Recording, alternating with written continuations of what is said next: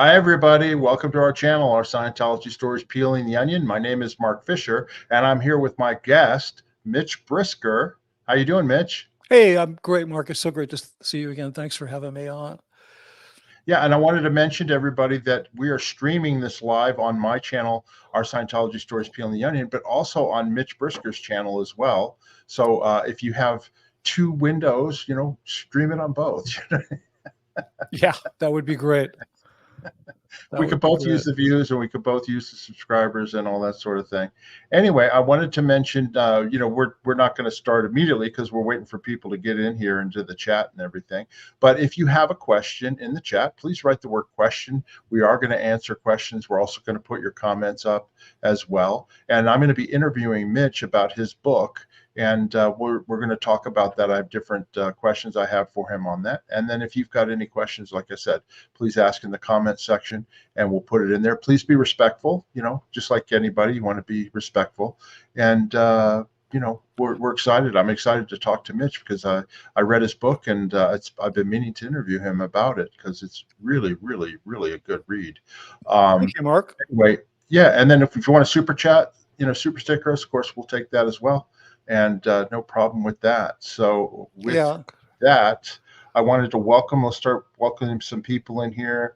We've got quite a few people in here, regular viewers. We want to say thank you for viewing, and we appreciate you all being in here.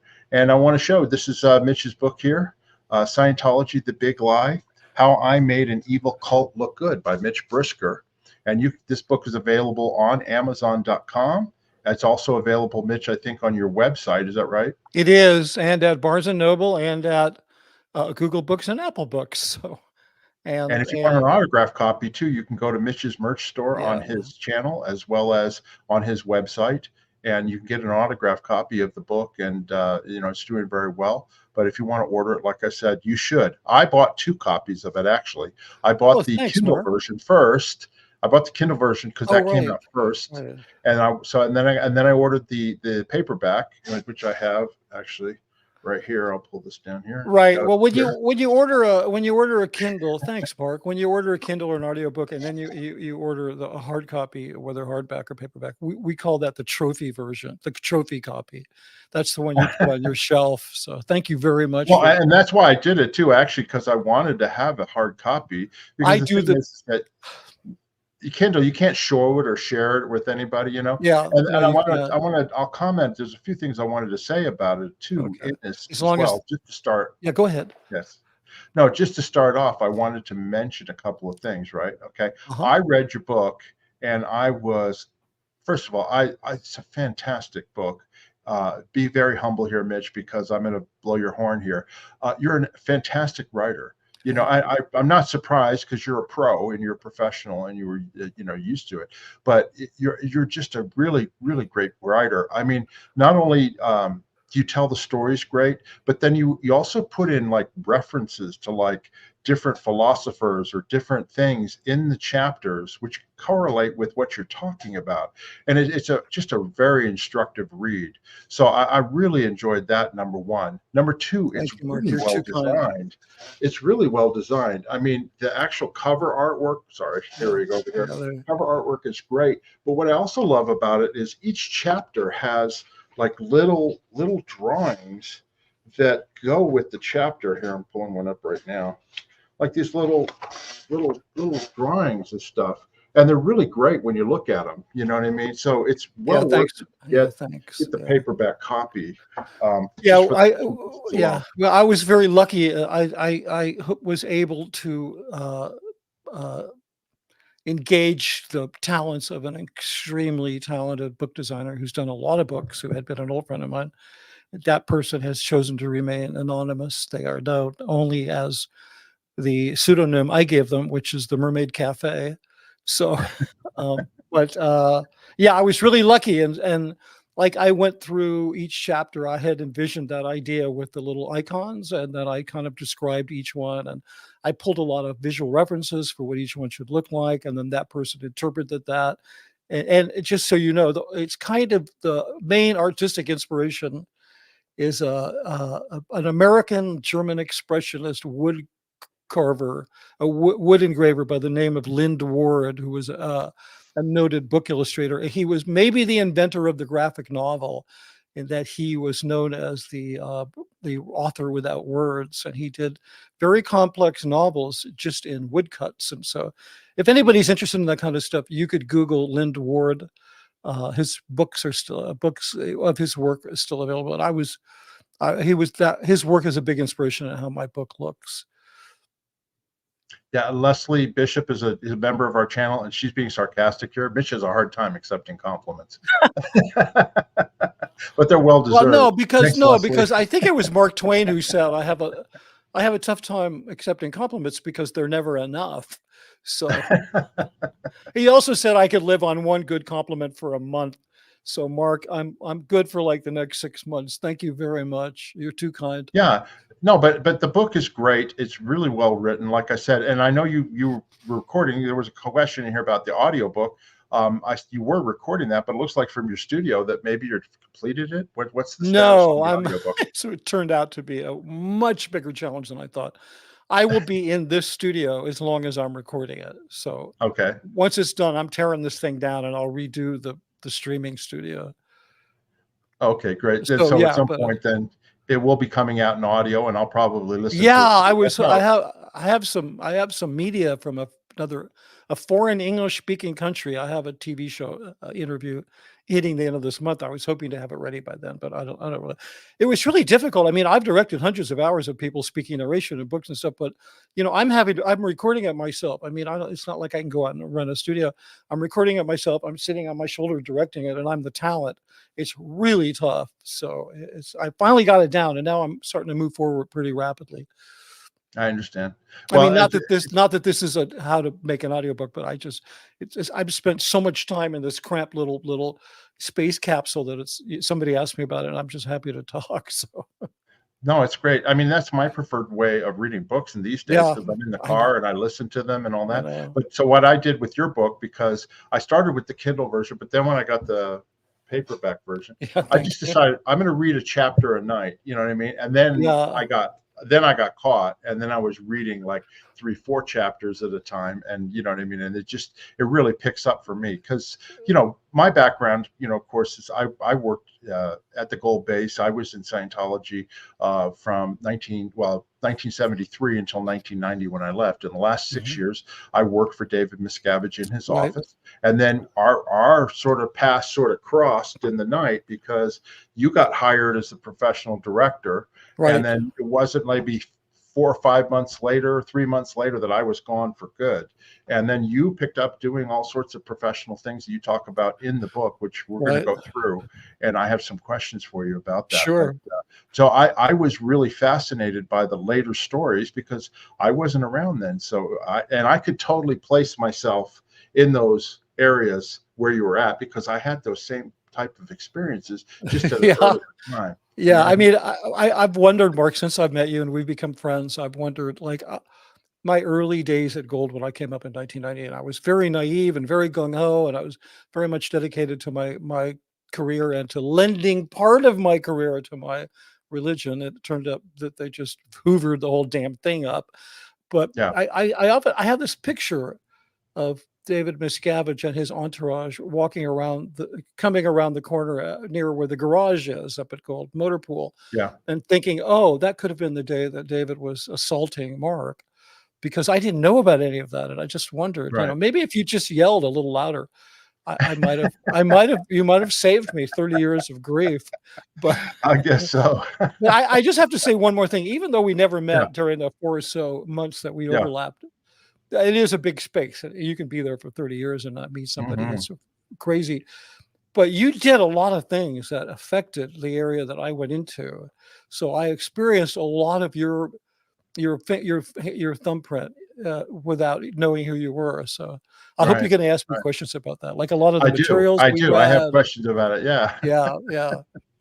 Well, let me go ahead and get started. I've got questions here. And like I said, if you all have questions, get in the chat and go ahead and put them in here. And, we'll get to them at the end after I ask the questions with Mitch. But if you have comments, also mention them there as well. And of course, subscribe to Mitch's channel, subscribe to our channel, And here we go. All right. What I really liked is at the very beginning, of course, you tell your story about, where you grew up and all that sort of thing. And you and I talked on the phone afterwards a little Yeah, bit. yeah. But one of the things I really loved is that I'm a big Hollywood history buff, and I'm also a big location in LA history buff, right? And when I go to Los Angeles from when I visit Vegas, I'll go to, famous film locations or stars' houses. So I've been to Laurel Canyon, and you grew up in Laurel I Canyon, right? did. Well, I didn't just grow up in Laurel Canyon. I grew up in Laurel Canyon when it became Laurel Canyon. Like Right, when it became this legendary, mythical, rock and roll center back in the 60s and 70s. I mean, but prior to that, it had always had this mystique. There was lots of, Tom Mix lived up there, and right. I Houdini, wrote it. right? Yeah, Houdini. Well, Yeah, yeah, Houdini. We grew up playing around the Houdini mansion, and then it burned down, and then the Laurel Canyon fire of 1958. And fortunately, I was away at summer camp. I was a little kid. Uh, we used to play in the burnout ruins, and then when I was doing some research for my book, I had to confirm things. It turned out the recent historian said he never lived in that house. He only stayed in the guest house. So I'm not sure what the deal with that.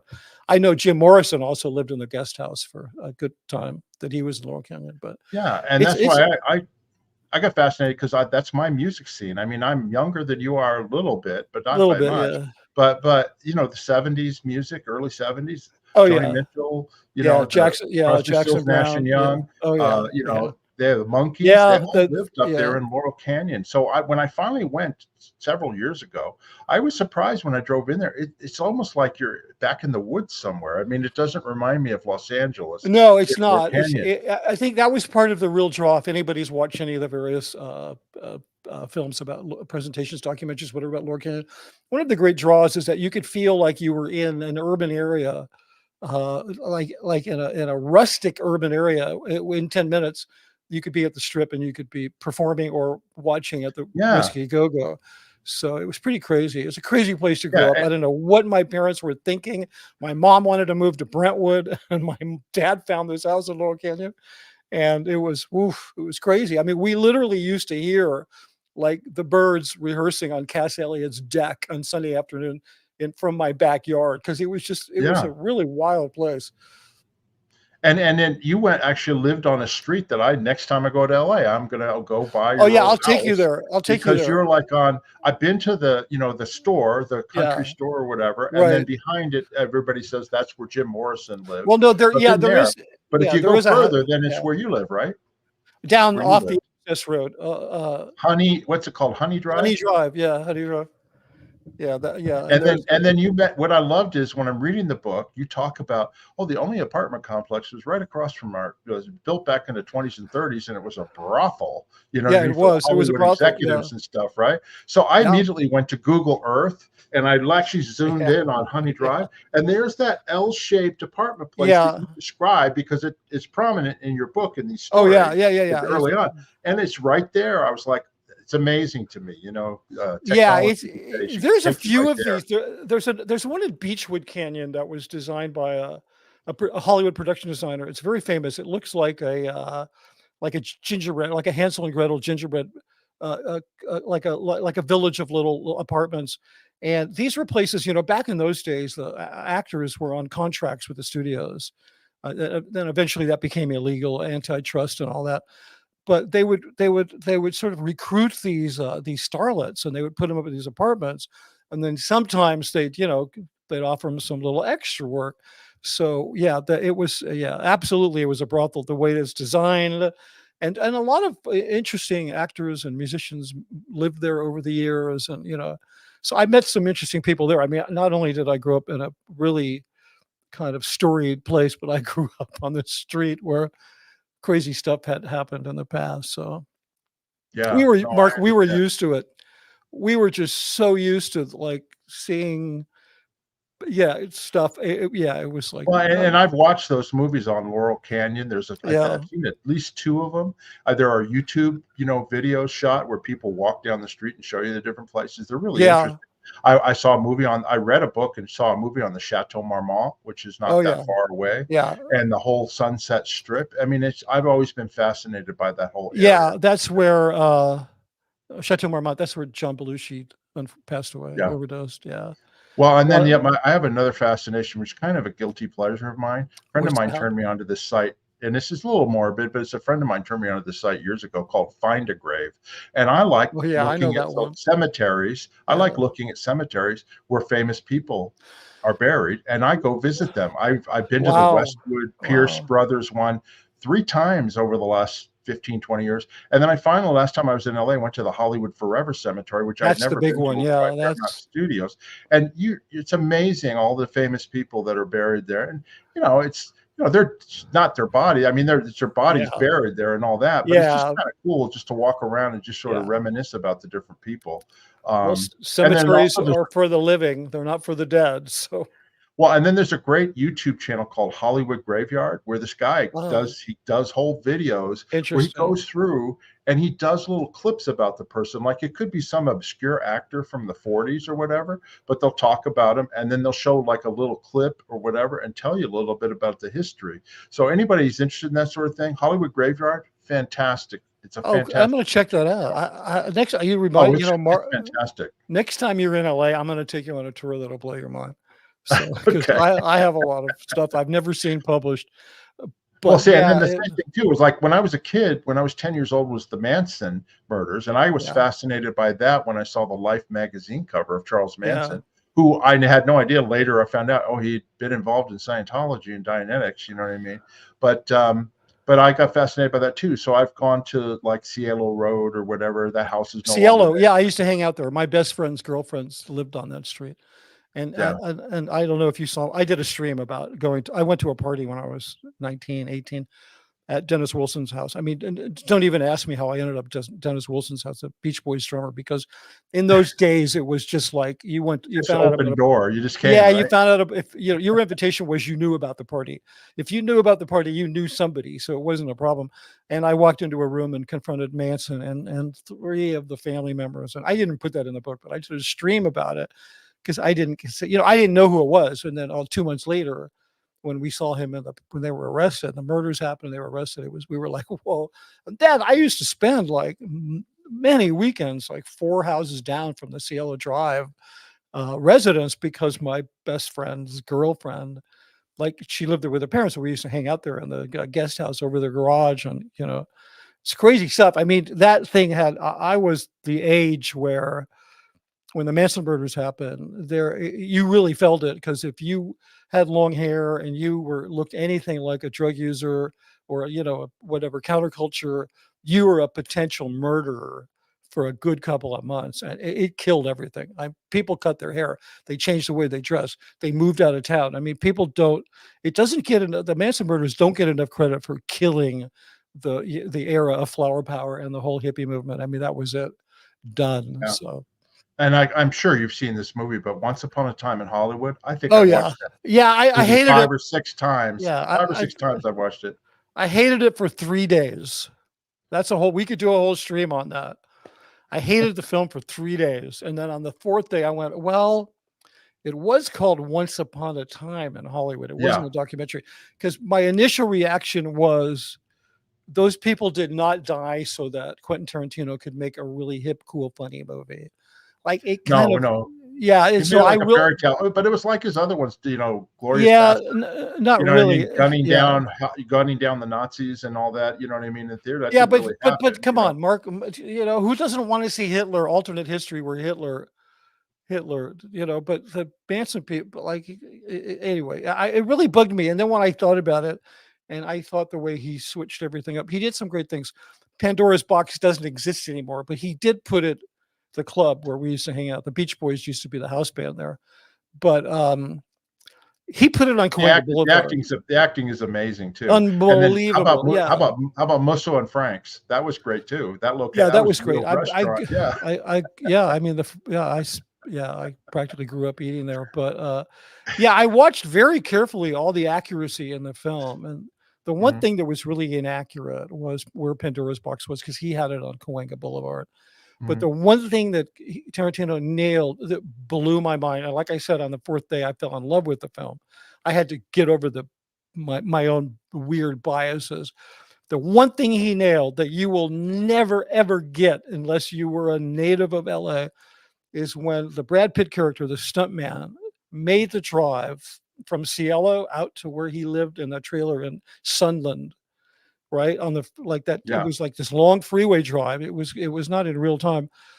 It was so much like driving from those two places. Like he somehow captured the exact essence and the sort of feeling of what it would be like to drive on the 170 or the 405 out to Sunland. Blew my mind. How do you do that? And you're making a film that happened in 1979. So Right. really, it was. I thought it was a real great piece of work. Okay, I'm going to go on to my next question. Okay, Okay, and great. this is a little personal, it's from that time period, and Okay. you've talked to us already about this on an earlier interview that we did with you, Yeah. and that was how you got into it was the late '60s and early '70s, how you got into drugs, right? Yeah. And I wanted to talk a little bit about that because you didn't just smoke marijuana. I mean, you went all the way. You got addicted to I was heroin. strung out on heroin. Yeah, you talk openly about it in your book and also I do in the interviews in that life. we've done and all that. Yeah, and I'm just wondering, because obviously you eventually got kicked the habit and all that sort of stuff. I did. But have you ever reflected on why you even got involved in that in the first place? In heroin? What was the cause of that? Yeah, exactly. Yeah, very, very rarely. A little bit when I wrote my book. I mean, here's the thing. Drugs was the culture that I grew up in as a teenager was so soaked in drugs. It wasn't even funny. Right. There was all of this heroin coming over from Vietnam, and it was no longer an inner city thing.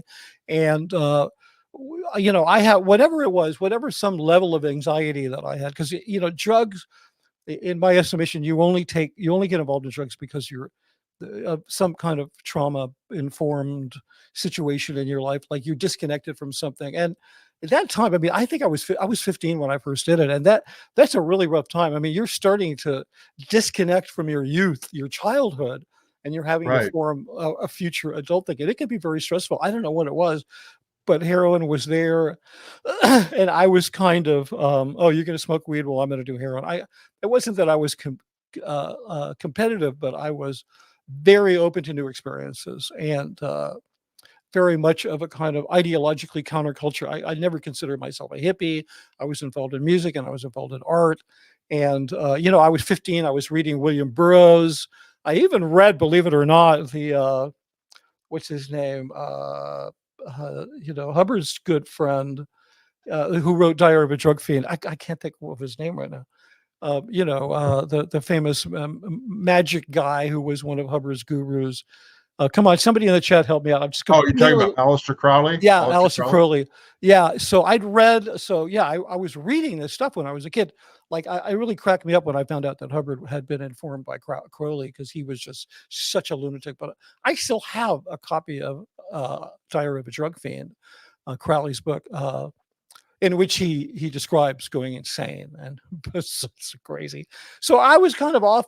I was reading Jack Kerouac, and I was kind of living on the fringes, and heroin just seemed like a natural thing to do. It seemed a way of identifying yourself away from this crazy world of the assassinations, Martin Luther King, JFK, the Vietnam War. Like how you needed to disassociate you needed to reassociate yourself away from that as something else. Unfortunately, that's the direction I went in. So that. I understand. And then, of course, you told the story to us, and it's also in the book, about how you got into Scientology through basically detoxing and getting off heroin. Yeah, well, it was actually at the Celebrity Center, right? Yeah, it was really a bizarre story. It was actually, I got it during a brief period where I was not using drugs, which happened a lot. I was up and down and up and down and up and down. It wasn't like I was just this continuous junkie or something. And I was in a rehab, and a producer from CBS, an independent film producer, was working out of CBS Studio Centers, called the rehab. They were looking for young people who had experience as drug addicts, and they were making a quasi like this director, Floyd Mutrux. He was trying to do like his like cinema verite version of like American Graffiti, like the drug soaked version of it. So my girlfriend and I got cast in the lead of the title role, not the lead, because it was an ensemble piece. We got cast, and the film did quite well. I mean, it was it was top #2 at the box office for 2 weeks in the summer of '72, I think. What, '73? I'm trying to remember. I think '73 when it was released. It's still streaming on Amazon if you want to like watch it, and it's in the Museum of Modern Art personal collection. But anyway, so she very tragically died of an overdose because we started using again after we made the film, and the director, I've written about this in detail in my book. I think it's one of the more Right. interesting parts of Absolutely. Yeah. it's a lot more interesting than maybe Scientology. But the guy who directed the film, he started dating some girl who was taking courses at Celebrity Center, and he thought it would help me, so he brought me down there. They took me in and actually allowed me to live there with them for 6 weeks, which, Mark, that's not a thing that no, that's not a thing. Like you today, you would get in trouble, but they, for some reason, really liked me and or something. Because it's not even like it cost my father paid them a couple $100 a week. I mean, they weren't making money off of me. It was whatever, but they took me in, and I lived with them for 6 weeks. I did a bunch of Scientology. Then I went back to college, got finished my degree, and started a career as a commercial film director because that's in those days it's the only job I could get. So yeah, and then some years later, they approached me about making films for the church, and that's how I got started.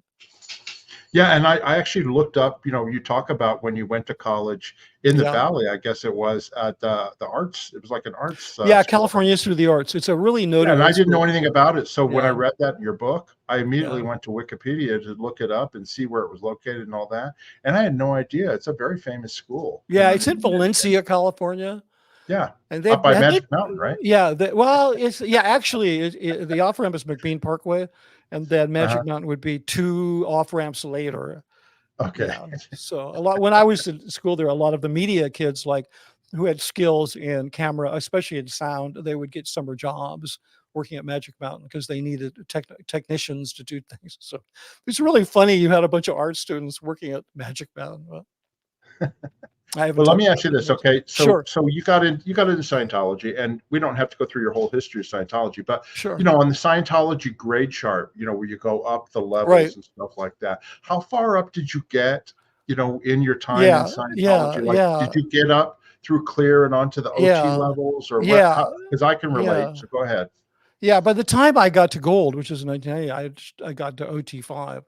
Which, although it went through some iterations after that, and then I had done some training, some academy levels, but I never moved. Had you done any OT levels before you came up to gold? Yeah. I was up to OT5 the day I said. Okay, so you were up to audited knots. That's the I was up to audited knots, right? and I never moved another inch once I got to gold because even though our old friend Greg Wilher, who well, who was a big top lieutenant back then. When they were seducing me or whatever you want to call it to keep working there after one film, one of the things they said was, Dave wants you to know, because it's always Dave wants you to know that if you work here, you won't have to worry about your bridge because it'll all be provided for you. Right. Well, that was what I was going to ask you. I was going to say, did they actually, as part of your compensation, were you allowed, they get you further up the bridge? Because it's just absolutely. so the public know, the people watching, it's very expensive. Yeah, very expensive. To pay for on OT5 is where you're actually sitting in session, holding the cans, looking for all these BTs and clusters. Yeah, it's crazy. And you pay by the hour. When you're very expensive. A public person. I did it, of course, as a staff member, and I got all the way through it. I got all the way up to my solo knots, right, T7, right, as a staff member. But if you had to pay for it, I mean, it's hundreds of thousands of dollars. But also, Mark, I think you navigated those waters in a day when there was more attention on helping the staff to move up the bridge. I mean, after you left, I mean, you were really fortunate. You left at a time when after that things just, I came up when things were just starting to go crazy. So, we're going to get to that because like I was saying, I always, the whole time I was in the C organization, I fully took advantage of my study time, 2.5 hours a day, and also I got audited too, only because I worked for Miscavige. I had priority, unfortunately. Right, so I was able to get through my knots and all that. Whereas people lower down, they didn't really get the priority to do that. And also, they were working around the clock. I was working around the clock too on some things, but no, I still made sure that I learned, the different things, because to me, I was a true believer, and I wanted to make those gains. You know what I mean? Anyway. Well, let me guess, you did it on weekends mostly, right? No, actually, I did it. Okay. I had to be up in the morning to go do it 2.5 hours. Even if Dave went to bed at 2 in the morning, I had to be up at 8 in the morning to go to course, because he had the exception, but we didn't. We had to go. Yeah, no, I hear that. I mean, the only opportunity I had to do courses was on weekends or time off, and I had a family in LA. So what was I going to do? I already sacrificed them for a job, and now I was going to sacrifice them to go up the bridge. So I never did. And then after a time, and I did get some auditing. I remember Ray Medoff, who was the senior CS International, highest technical person in the world. He did repair auditing on me on an L, and so I would get some really, occasionally, but mostly it's just sec checks and really that's it. Trust me, my last 2 years in, that's all I got was sec checks. Yeah, and then in terms of courses, it wasn't what I wanted to do. Not that anything in Scientology is what you want to do, because you basically are turning your agency over to this team of people. They're going to tell you what's right, and you have been gaslit into believing that they have your best interest at heart, which is just, it amazes me. I mean, but so I did these courses as they would come out, like the life orientation course, or sure. What was that other one? The one that. Key to Life. Thanks. It's insane. Well, I was going to tell you, you just made me realize. Well, you just made me realize. I remembered something, which was that before Hubbard died, like if you were going to be promoted to an executive position, you were put on full-time training, and you would get through these different things. After Miscavige took over, what was that? They just put you on a position and you had to sink or swim, But it was the same thing. We also were guinea pigs, like on Key to Life. And I never did life orientation, but Key to Life in 1981, I had to do that full time because I was going to be put on position up there with Hubbard, and it was a pilot. It was something like we were guinea pigs. Like I was on the first Purif, and I'd never done drugs before, sweating in a sauna in Clearwater. I did the running program in Griffith Park in 1982 when I was on the RPF. Yeah, I heard you say that. What Hubbard was working on. So like we were the staff were the guinea pigs for this stuff. You know what I mean? Well, that's always been the case at the international base. It's and I know this is really inside baseball, but all of these, like Superpower was originally aimed at the staff because Hubbard was concerned about their inability to make films, and that's what it was for. It wasn't for the public. Yeah, right. And then you had False Purpose Rundown, which was to get at everybody's evil stuff.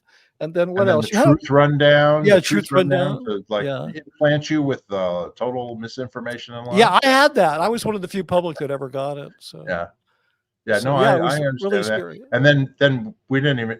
I don't know if you ever experienced rollback. That was another one that they maybe every other month. Yeah. So anyway, it was crazy times. But anyway, I wanted to find out, if that was part of your deal. Now, let me get on to the next thing. Okay. Well, just to button that up. Go ahead. Yes, I never moved on the bridge after I went to gold, and it was only a few years, no more than 10, after I started working there, that I no longer wanted to go up the bridge, because I was half the time I was there, I was disenfranchised and trying to find a soft way out, because it was just too insane. Now let me get so you got hired, and I know the story about, you told this with Mark Headley about, you did the music video for Edgar Winter. I did. Was a fantastic guy. I had to take care of him and his wife. Edgar, sweet people, really sweet, amazing people. Because they came up to the Gold Base to work on Mission Earth and some other things, right?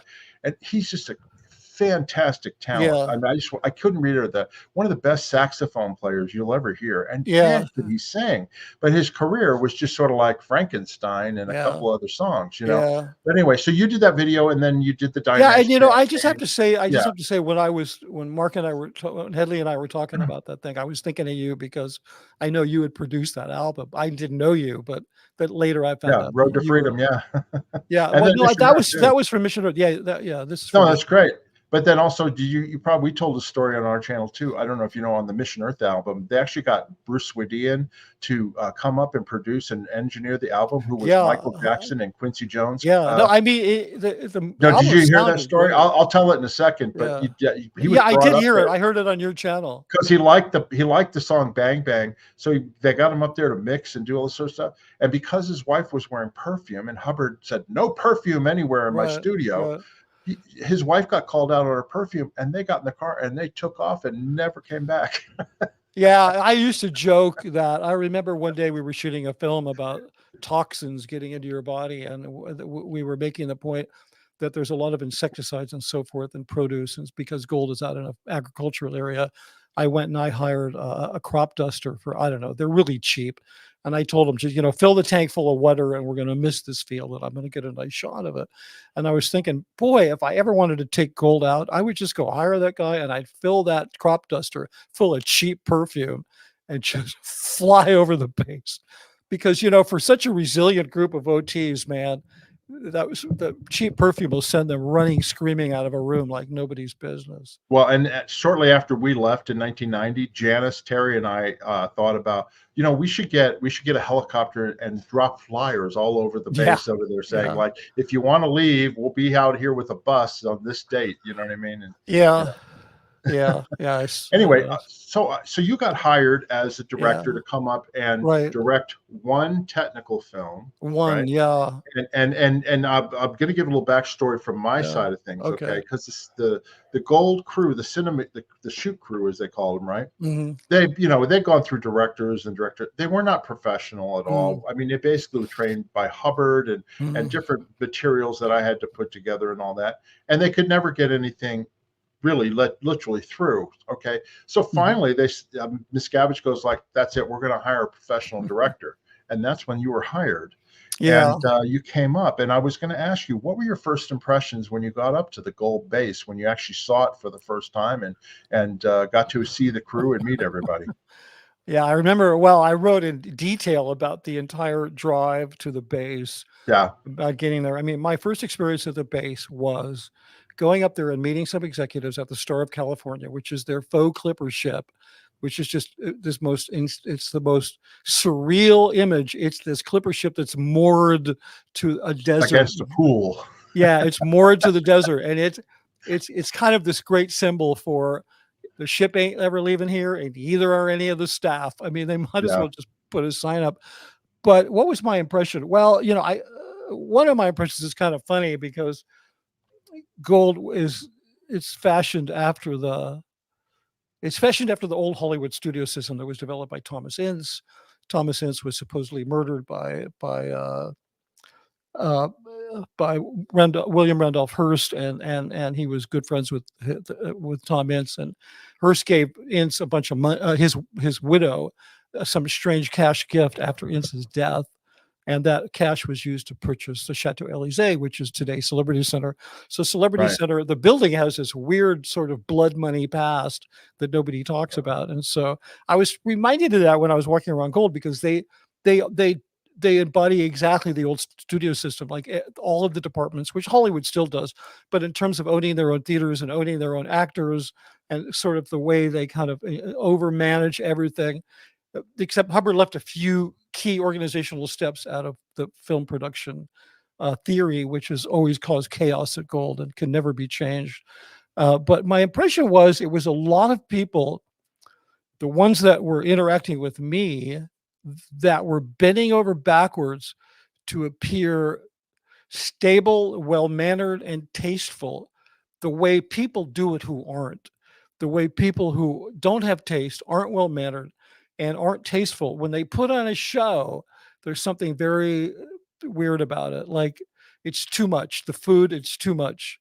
The manners, it's too much. It's like you really feel like you're being set up for something. And in spite of that, I still came back and, negotiated a deal and said, okay, I'll do a film. And then, but that was my impression. And the other, I wasn't, but when I first came up being hired, that was for a meeting. But I think you mean, what did I think first day, like on the You know, like job. walking around the property when you went in the gym for the first time. You know what I mean? When the gym is Well, like when I went on the that gym for the first that time, was a studio.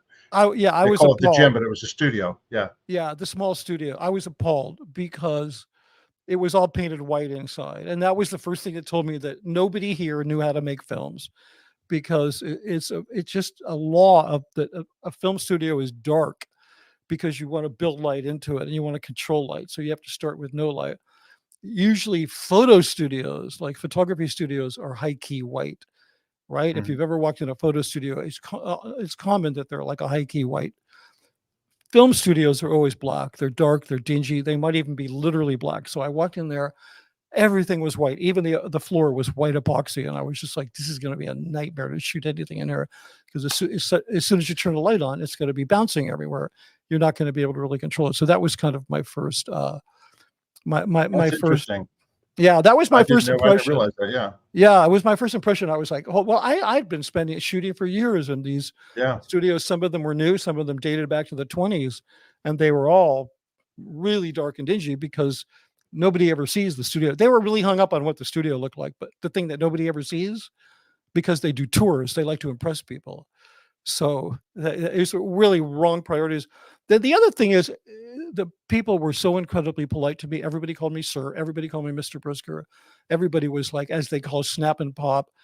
Years later, a couple of years ago, when I finally reconnected with Jackson Moorhead, who I knew very well when he was there, and we were talking. He said, "Hey, but did you know that I was responsible for your clearances? I was the one, who had to overlook all of the security issues having to do with you." And he said, "Did you know that the crew was under very strict orders to operate with you a certain way?" I'd kind of guessed that a little, but hearing it from the security chief, that they were literally sat down and briefed. I mean, these guys were being scrutinized within an inch of their life. If one of them gave me a hard time, and I'm just not that kind of person. Like, I don't expect or demand that or anything. And then another person, who name I'm not going to mention, whatever. She's been out forever. She was my video assistant for many, many years. You know her well, and her Mhm. sister as well. They're twins. Yeah. You know who I'm talking about. And Yes. she and I started communicating, and she sent me a message one day that said, "Hey, Mitch, do you know that we were told absolutely do not socialize with you in any way. Don't exchange any information, no personal stories, no nothing." And it was crazy. I mean, that all changed after we finished the film and everybody saw how easy I was to get along with. And Right. then all of a sudden, the shoot crew, they left, they started leaving them alone because they were now a productive group. And so then, they all wanted to be my best friend. And some of them I did become very good friends with, none of whom are still there. Anybody I was ever friends with at Gold, except for a couple of people, they're gone. So it's just Right. like, How about your interactions with David Miscavige then? Because what would happen, just so the viewers know, I mean, you guys would shoot whatever shots you had, and then the yeah, rushes would be developed and brought back, and then Miscavige would watch them, usually with the director or whoever, and yeah, basically either approve them or not. And in the yeah, old days, before you were there, it would be his hair would be on fire every time he saw something, and that you guys can't do anything, and go scrub the kitchen and the galley or yeah, whatever. yeah, I But know. was he more polite with you? I mean, Oh, if there's totally. Are something you, he he didn't was, like, oh no, I was like, no, it was part of the whole gaslighting of keeping me happy. It was crazy because um, I didn't have any lack of confidence in what I did. And it was easier to right, do it there because working at Gold was kind of like, I felt like I hope this doesn't sound racist, but I felt like the white explorer who crash landed on a primitive island, and the indigenous people were worshiping you as a god. I was like, I knew 20 people that had come to Gold and done at least as good a job as I did, if not better, right? But they hadn't been able to find anybody since when? Since Hubbard vacated the post of director. And what year was that? yeah. I mean, that was a long time Well, ago. 1980 when he took off. Yeah. Yeah, they'd never been able to find anybody. So yeah, yeah, it was pretty crazy. So the way Gold is set up is, there's the what they call the lodges where editing is. There's a Hmm. about a 15 seat, pretty state of the art. Today it's a very state of the art theater, film Yeah. projection theater, 35 millimeter film. Well, Yeah. back then we were shooting in 16. that was a 2-year battle to get them to switch to 35 millimeter. These people are scientifically just so stupid, ill-educated, I should say. But by the way, I set up all those lines too. You know what I mean? yeah, So no, and they were before all you got great. there, They were yeah. all great. They were all great. I didn't know only, anything about how to do it, but I oversaw it. I didn't yeah, do I it mean, the only thing myself, that was but I wrong, oversaw just it, in a nutshell, was even though all the Scientology films at that time were released on 16 millimeter, you don't want to shoot them on 16 millimeter. You want to shoot them on 35 millimeter, and then make reduction prints. It's right. Even though the film costs more money in the long run, you're gonna save. You're going to save that money, and you're going to increase the quality of your product like 100 times, because it's just 16 millimeter is considered what's called a miniature format. So It's that a good took thing 2 that years. you weren't around when we did Super 8s. Oh no, I remember that they did Super 8, and they had these little systems on the Reg's desk, the little Super 8, the Yeah. little screens, really, really ridiculous.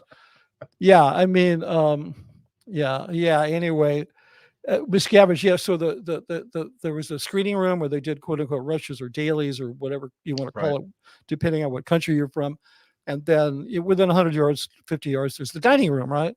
So usually he would watch rushes after his dinner, right?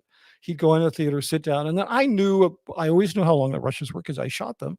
And then so I would just manage to be hanging around, like, how a lot of people are just like, they want to run and hide because if they have something they submitted to Dave. But I would kind of loiter around. I'd be in editing or whatever, and then he'd come out and we'd talk. And I rarely had, I didn't have a lot of rejects, so it was really like for a good while it was good times for the crew, except they still kept dreaming up these horrific crises for them to go through, especially having to do with events more so than the films. But well, yeah, I mean, Mark, a lot of people hate me because all the money I ever spent on Scientology, I got back working at Gold and more. so well, no, I mean, but the reason I bring this up is I just wanted to comment because I dealt with all this stuff beforehand. I mean, like you mentioned, we had to follow L. Ron Hubbard's, advices and directives on how to shoot movies, right?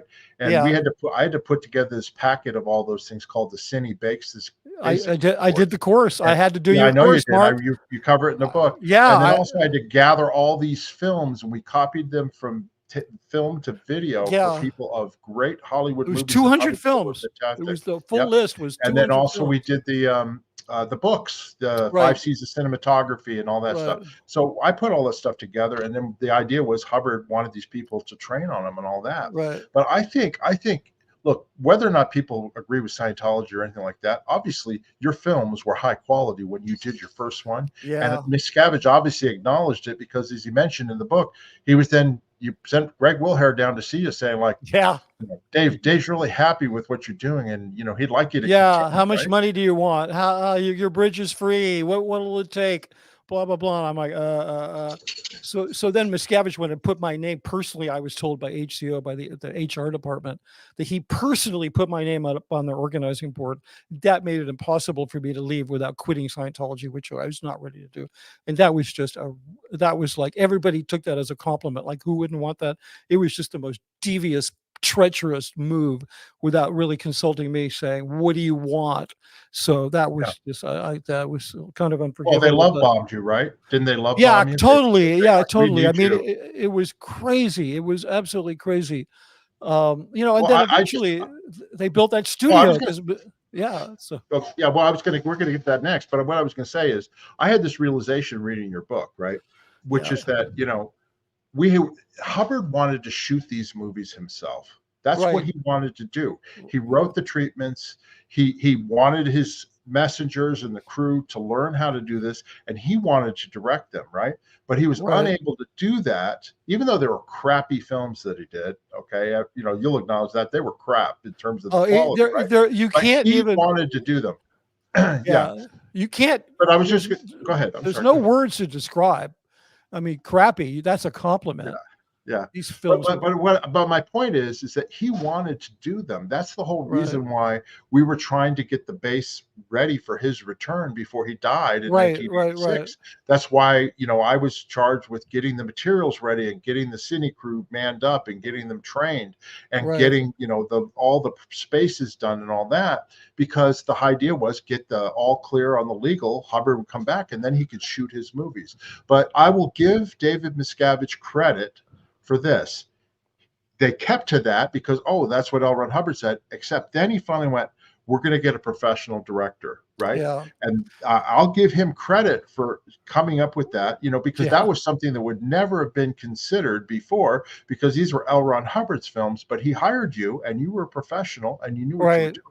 And then you also mentioned in the book too, because then after a while, they started using professionals in other cinema Yeah, yeah. A lot of people came up. areas and all that. Yeah, And guess what? All of a sudden, the movies were yeah, getting done and they were high quality. And it just goes to show you that Hubbard's idea of like, oh, well, we could just train anybody for it.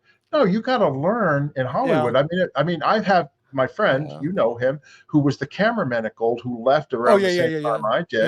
yeah, He then got into Hollywood and he started at the bottom in an equipment rental place and then eventually became a generator operator and a teamster and a driver and all that. And he yeah, goes like, God, man, that's the way you train people. And then yeah, he was like top of the board on all of his things for years. You know what I mean? Whereas in the Scientology, it was like you did it yeah, Hubbard's way or forget it. Am I yeah. right?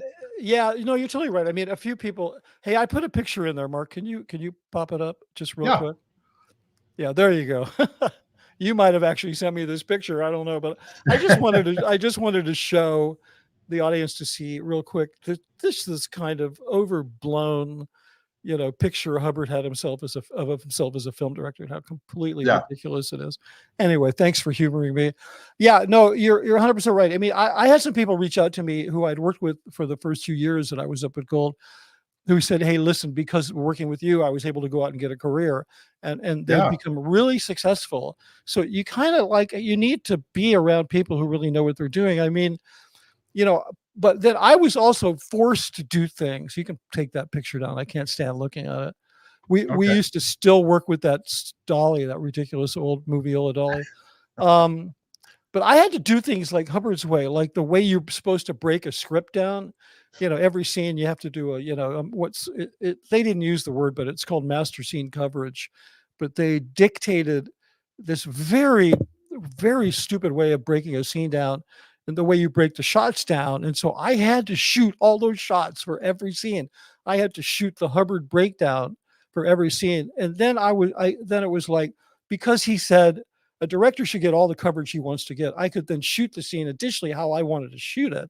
So I can't imagine how many millions of dollars were wasted because they didn't just say, oh, just shoot it the way you want to. I had to shoot this system of, master shots and long, close-ups and extreme close-ups and blah, blah, blah, blah, blah. And you do shoot a lot of those, but it was just like, Yeah. I mean, there were some scenes I'm like, there's like a 5-minute piece of dialogue and I'm like, I don't want to cut.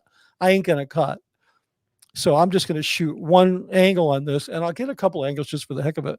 And they're like, but no, that's not what Hubbard said. And then we'd end up cutting the film together and it would be the one shot that I wanted to do. So, Well, and it's kind of like, if the viewers can imagine, it'd be like, somebody telling Martin Scorsese or Quentin well, Tarantino, that's a bit, how did, I'm no Martin no, but I mean, Scorsese, no, but no, no, but yeah, I'm just saying that because that maybe they could yeah, understand who that is. yeah, Who's no, it is telling them, because oh, you have to shoot it this way. And yeah, in other words, you're yeah, supposed to let the director have the artistic yeah, vision and put together his film, not yeah. like And dictate everything he has to do. yeah, and nobody on the set or would ever kind of violate those roles, except you were held to the standard of having to do things the way Hubbard said to do them, and then you know, and then every once in a while, Miscavige would look at the shots, but he was just supposed to look at them technically from the viewpoint of Scientology, but he was also like an aesthetic thought leader. Like he was like, this is a man with no taste. This is a man Right. who was raised by a kind of a tasteless trumpeter from Philly. Just no offense to any but tasteless trumpeters or Philly or anything, but this was not like a really educated home in terms of aesthetics and taste and so forth. But somehow Miscavige had managed, I guess, as narcissists do, to sort of, hoover in enough aesthetics, like maybe Tom Cruise makes a comment or I make a comment or somebody else, and then all of a sudden it becomes his. So he used to kind of also lord over the aesthetics of my films, which really bothered me because most of the time it was fine. Sometimes he'd want me to redo something, and it wasn't even because it wasn't right. It was just not the way he wanted it done. That would really piss me off. That's where my artistic heart started to become poisoned, because it was like, oh, you don't have, once you give that over, you're really done.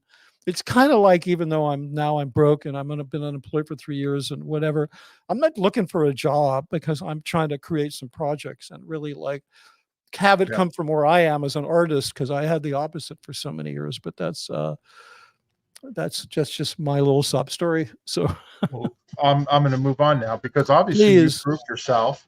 You proved yourself, and then obviously you then signed up for more films and all that, and then they got rid of the gym and they built this huge 70,000 square foot studio at I the can't base. tell you how many times some staff members said, Dave built that for you. He built that for you.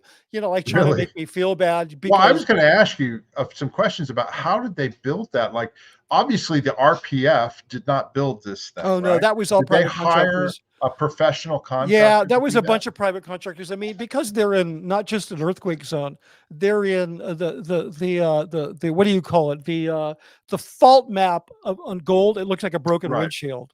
Like it's just you can't swing a dead cat without hitting a fault. I mean, it's just, they have what's called liquefaction out there, which means if there's a decent earthquake, the ground will turn to liquid and everything will sink.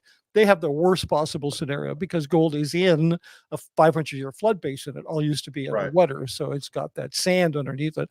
So they wanted to build it out in that space where the dining room is. There's a huge meadow. They originally wanted to build it there, and the engineers wouldn't stand for it, so they had to keep marching west. And it's kind of far away. It's a few hundred yards away, but this was the most stable place. So they had to hire a lot of engineers. They had to hire a lot of outside contractors. Mark Headley reported to me there was a lot of overruns, and a lot of contractors overcharged them. Crooks get taken a lot. Like, scammers are like the first ones to be scammed. So apparently they got scammed a lot. But I could tell you this castle, it's a great facility. It's world-class, because the problem with gold is not the facilities, it's how they treat their staff. But there's a really funny story about this. They kept torturing me about, you need to tell us every film you think you're ever going to make so we can figure out what kind of studio to build. And I'm like, that's not possible, because as soon as I have that facility, I'm going to start making films I never even envisioned making them. It's kind of like asking somebody if they like sushi before they've ever had sushi. You're like, come on, tell me every kind of sushi you like, but I've never had sushi. Doesn't matter. So anyway, so I kept saying, you need to build it as big as you can afford. And because I kept getting like in trouble, literally like ethics trouble, for saying things like, you just need to build it as big as you can afford. So every time they would complete a design, Miscavige would say, well, let's make it a little bigger. And so they'd make it another, 5 feet bigger, right? And then it would only cost a little bit more. And then he kept expanding and expanding it. And then at a certain point, he said, no, that's as big as we can make it. We can't afford it anymore. And then I said, no, you should make it more than you can afford, because what will happen is it'll increase your production, and you will have wished you would have gone into debt a little bit, because now you can afford it. And guess where they stopped? They stopped exactly where I told them to stop, right at the point where they could no longer afford it. So they'd done all these case studies and all this engineering and all this stuff, when all they had to do was just build it as big as they could afford it. It's just like a simple rule. So anyway, then the first film I shot in there, I guess, which was good because it really made the point, was the one with Isaac Hayes that took place on like another planet. Right. And we needed, it was heavy, visual effects heavy, and it needed to be shot in front of a gigantic cyc, which like a green screen, and it literally took up the whole studio. So it was like, how can I tell you what kind of films we're going to shoot? We're only going to shoot the kind of films you can shoot when you have the facility. So I made sure to do that. The first film we did could not have been shot in any other facility. So, a lot of crazy stories and just there. No, my questions were like, how did it get built? Professional contractors, obviously, because there's Oh no yeah, way. no, they brought people in. They brought in Yeah. contractors. And it's a beautiful building. I mean, you yeah. know, and Well, I'm the sure building it probably was state of the yeah, art. Was it state of the art really for the time? yeah. I mean, the building is like stucco. It's like it's like some Orange County Disneyland version of a castle. It's all Mhm. stucco and it has foam underneath it. And I think it's just kind of hideous. But inside, the actual physical facility is great. All the aesthetics of this building are just really, I think, very compromised by the sort of lack of taste and, like making the crew make all the furniture and all this crazy shit like that. By the time they get to Scientology Media Productions, which I helped to set up, then they'd hired a world-class architectural firm. And that whole place is just like eat it with a spoon, aesthetic eye candy. So, because that whole place was done by pros. This was not. I have that's coming up here in a minute. Okay, So good. yeah, I know what you mean. Yeah. Anyway, so that's basically became your home with the Cine Shoot Crew filming films Yeah, for you can several see. years, Do you right? see in the foreground where there's three gables on the ceiling? Yeah. There's like three gable windows. Okay, that was my office was under that roof. Okay. Okay. Where was the main entrance? Was it around Well, there the to the main left? entrance is where that circular driveway is on the On the left left, side. right? Yeah, yeah. But Got it. there was a bunch of entrances. Like we always walked in where that I pointed out where the office was, and then there was there's entrances all over the place. The sets guys walked around back or whatever because there was multiple entrances. So, but do you want to Yeah. notice what there isn't, Mark? If you look real closely around that castle, no Yeah. place to sit down outside. Yeah, that's true. Yeah. No smoking area. You smoked inside if you had to smoke, right? Or you definitely no, you went outside, but you stood up and you walked around and you made Yeah. sure you looked busy. You held your cell phone if you had one, and you walked around and pretended while you were smoking that you were talking on the cell phone so that somebody wouldn't write an idle report on you. Fucking Okay, places, so I'm North gonna move. Korea. I'm sorry. No, that's okay. I'm going to move along because again, this Okay. is in your book and all that, and you go into Yeah, details yeah. and stuff, right? So at some point, obviously, you became, and you talk about this in the book, but you became part of David Miscavige's inner circle, and I know what that feels like. It's because he trusted you to get things done. Yeah. You know, you talk Yeah. about doing the life exhibit, L. Ron Hubbard Life Exhibition Museum, which you'd never done a museum before, and then you did the whatever But I knew I could do it. history of death or history of psychology. Industry of death museum. Yeah, but I knew I could do it. It was Industry of like the second I was asked, I'm like, oh, cool, this is great because it's the same. I had been really steeped in design and architecture and film and multimedia and like those exhibitions were. I would love to do another one someday for a good purpose because I think exhibitions are a lot of fun. They're great creative experiences. But yeah, so I solved these problems. You were able to use your skills. Yeah, you were able to use your skills. You're right. As an Like artist. the life exhibition was a disaster, and so I think I'd done maybe 2 films at Gold, and then Miscavige said, "Oh, you got to help us with the life exhibition." I worked with Mike Rinder on that. That's the first time I really worked with Mike because he was LRHP Pro in at that time. He was not working with OSA, and yeah, I ended up spending 7 months on it. I couldn't believe it. I came up there to do one film, and then they said, "Okay, I'll do some more films," and I made a very specific list of those films. And then all of a sudden, I can't even do that because I'm like, "You got to go to LA, please. We need you to do this, please, please, please." And it's like they're always dangling something, like there's a big bonus or there's money or hey, you'll be able to work closer to home, or it's just always something. It just, but yeah, I had the same thing with the life exhibition. Total disaster. Go in there, No, and yeah. No, but my point being, just for our viewers to understand, because I only was in Miscavige's orbit for 6 years before I started to see the abuses. That's a long time, Mark. That's 6 years. And it was a long time. That's an and eternity. Also, just so the viewers know, Mitch, even though he was at the base, he would not have seen how Miscavige treated the staff, which he covers in the book in detail.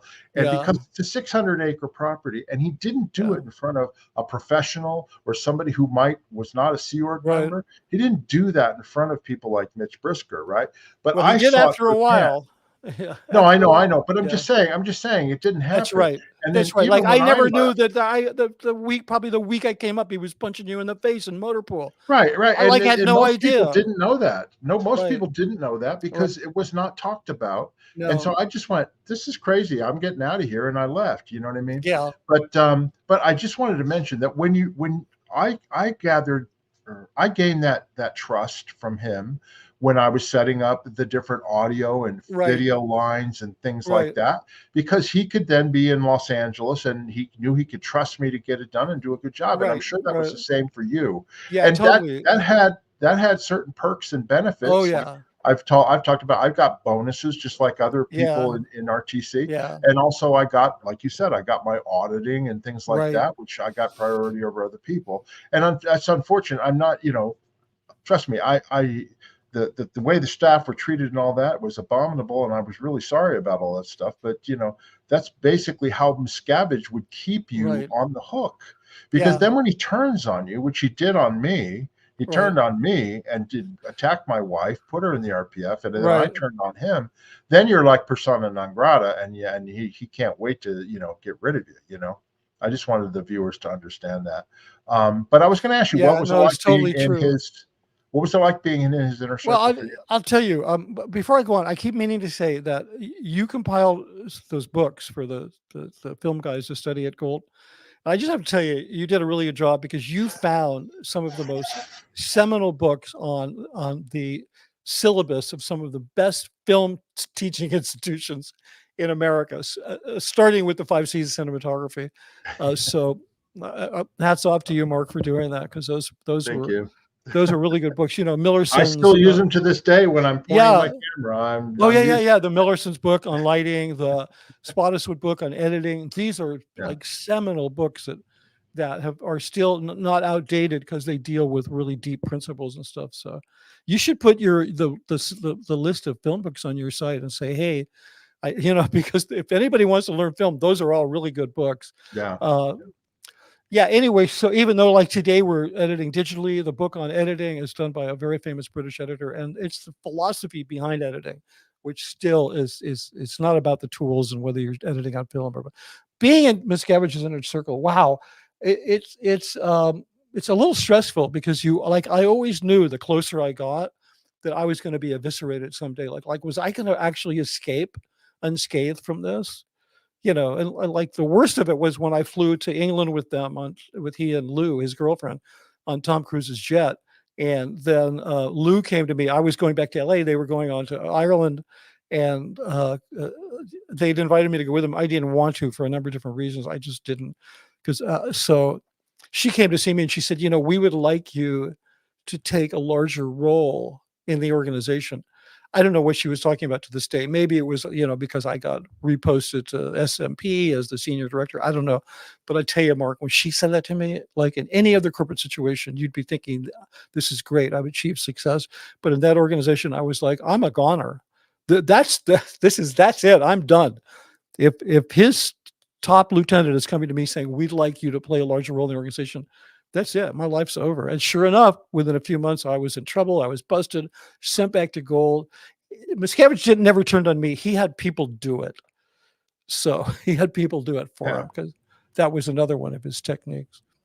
All right. Well, let me move on. Okay. Because these are some various huge events in Scientology. One is, this is Lisa McPherson, right? And, she died in like the late 1990s due to being, abused by Scientology and their care. And Miscavige had an involvement in that and all that sort of stuff. The reason I'm asking you, though, about this is not to go into the Lisa McPherson thing, but what was it like being around Miscavige at that time? Because my understanding was he went to Clearwater full time. Yeah, totally. You then just left to go ahead and do your movies? Hardly ever saw him.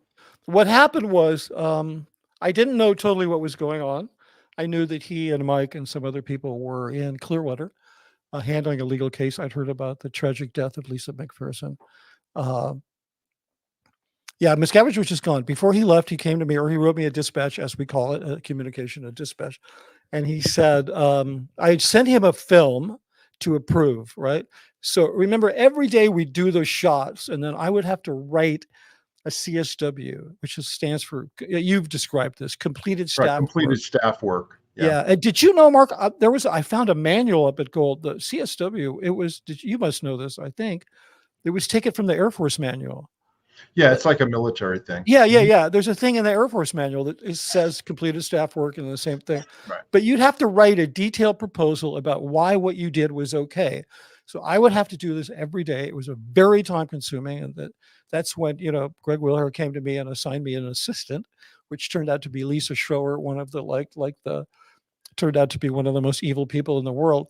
You talk about her in the book too. Yeah, I do. I wrote about her. I wrote, it was funny because Mike Rinder was very nicely reading my book with no time. He was flying to Philadelphia for a convention of that nonprofit that he's on the board of, and he literally printed my book out, read it on the plane, made a bunch of notes, and one of his biggest notes was, "You nailed Lisa Schroer." So I was really happy about that. And it's like funny I nailed the description of her. Well, it's funny because in reading your book, that's not the Lisa Schroer that I knew. You know what I mean? And it just shows how corrupted these people. Oh yeah. She was a sweet girl when I knew her. her. Mark, she was 2 years my assistant. She had no position of power. She had no position of power. No. But she was very conniving. Even when you knew her, she just didn't show it. She got herself busted and see. This is really inside baseball. Sorry for our viewers. I think she was the HCO receptionist for CMO Int. Not a big job. For years. Right? For years. Yeah. She was one answering the phones. Yeah. Yeah, answering the phones. So she gets busted, right? And then I need an assistant. Greg Wilher walks into my office and I'm just pulling my hair out because I had hair then. I'm pulling my hair out because I'm trying to get the CSW done. I had to get it to Miscavige for rushes. You don't want to keep him waiting for rushes, right? So Wilher assigned Lisa, and we became good friends. She helped me. She was hugely helpful, but she's conniving the whole time to use this as a platform to launch herself to power.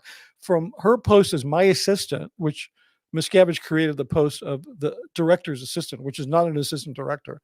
She launched from that post into being the commanding officer of Golden Era Productions. I know. Yeah, and then she became. I was floored when you said that.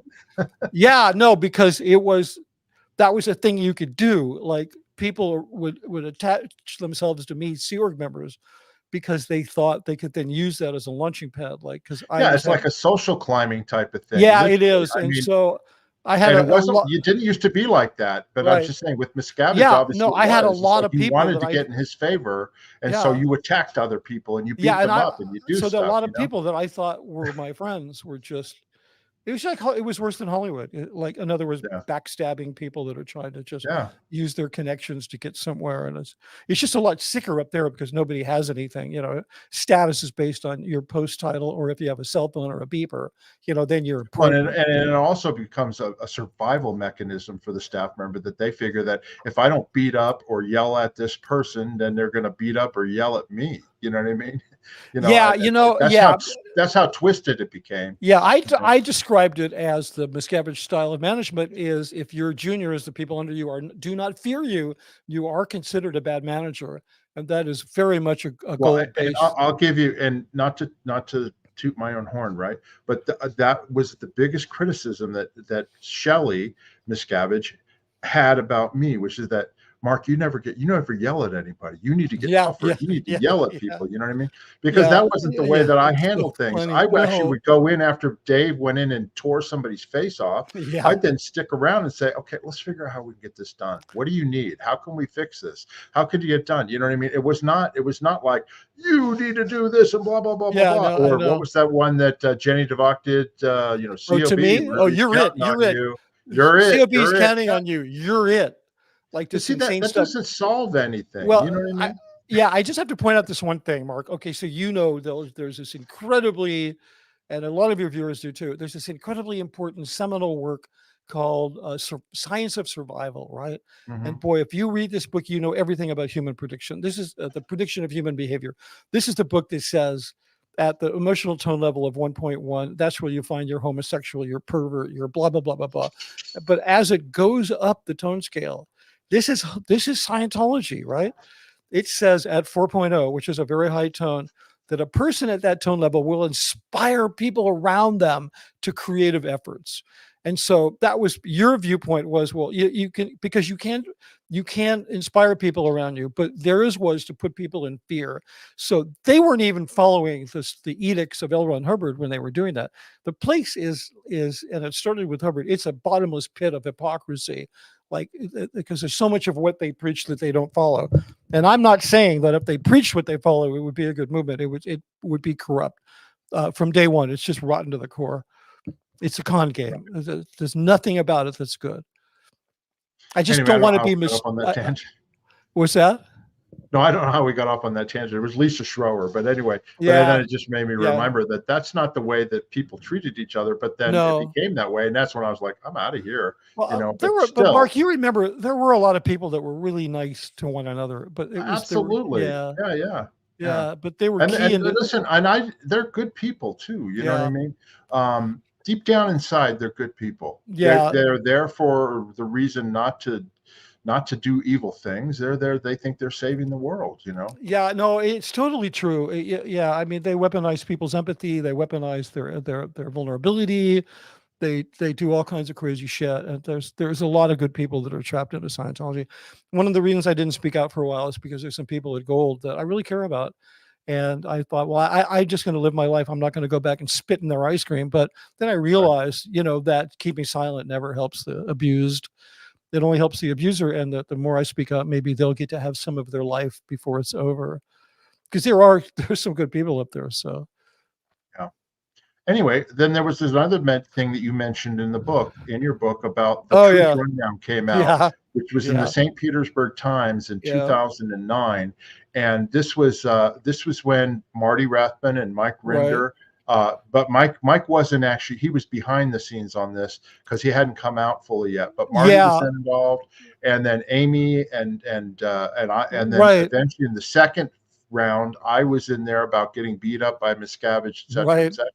And you mentioned in the book that when this came out, Miscavige diverted his flight from going down to the Free Winds, and came to Clearwater and met up with you, right? Yeah, me and another guy. Like? What was that like? It was so freaky. What was his reaction? That was what I wanted to get. I'm going to tell you. So what year was this? I'm trying to remember. The Truth Rundown.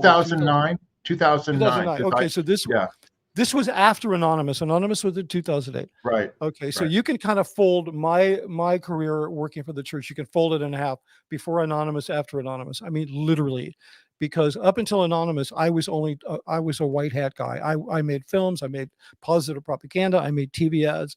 I lived in this tunneled world where everything was, we were going to save the planet. And then starting with Anonymous, I got pulled into pushing back against these quote unquote evil forces.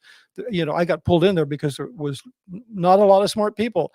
They needed someone to like vet the writing. I made videos that looked like, bad trailers for, a sci-fi film, pushing against Anonymous. We kept trying to spin them as an organization because Miscavige can't deal with public opinion because there's nobody who do you attack? Another subject, but that's why they can't deal with the TikTok army. That's public opinion. That's not an organization. So the thing came out. I knew about the article. I hadn't read it, but I knew about it. And because I'd been working on the Anonymous stuff, I was no longer siloed. I was expected to see all that stuff. Like if that would have come out, and let's say that Lou, Dave's girlfriend, would have come to me and said, "Did you see the St. Pete Times, the article, the Truth Rundown?" And if I would have said no, she would have said, "What's your problem? You don't give a shit about what's going on?"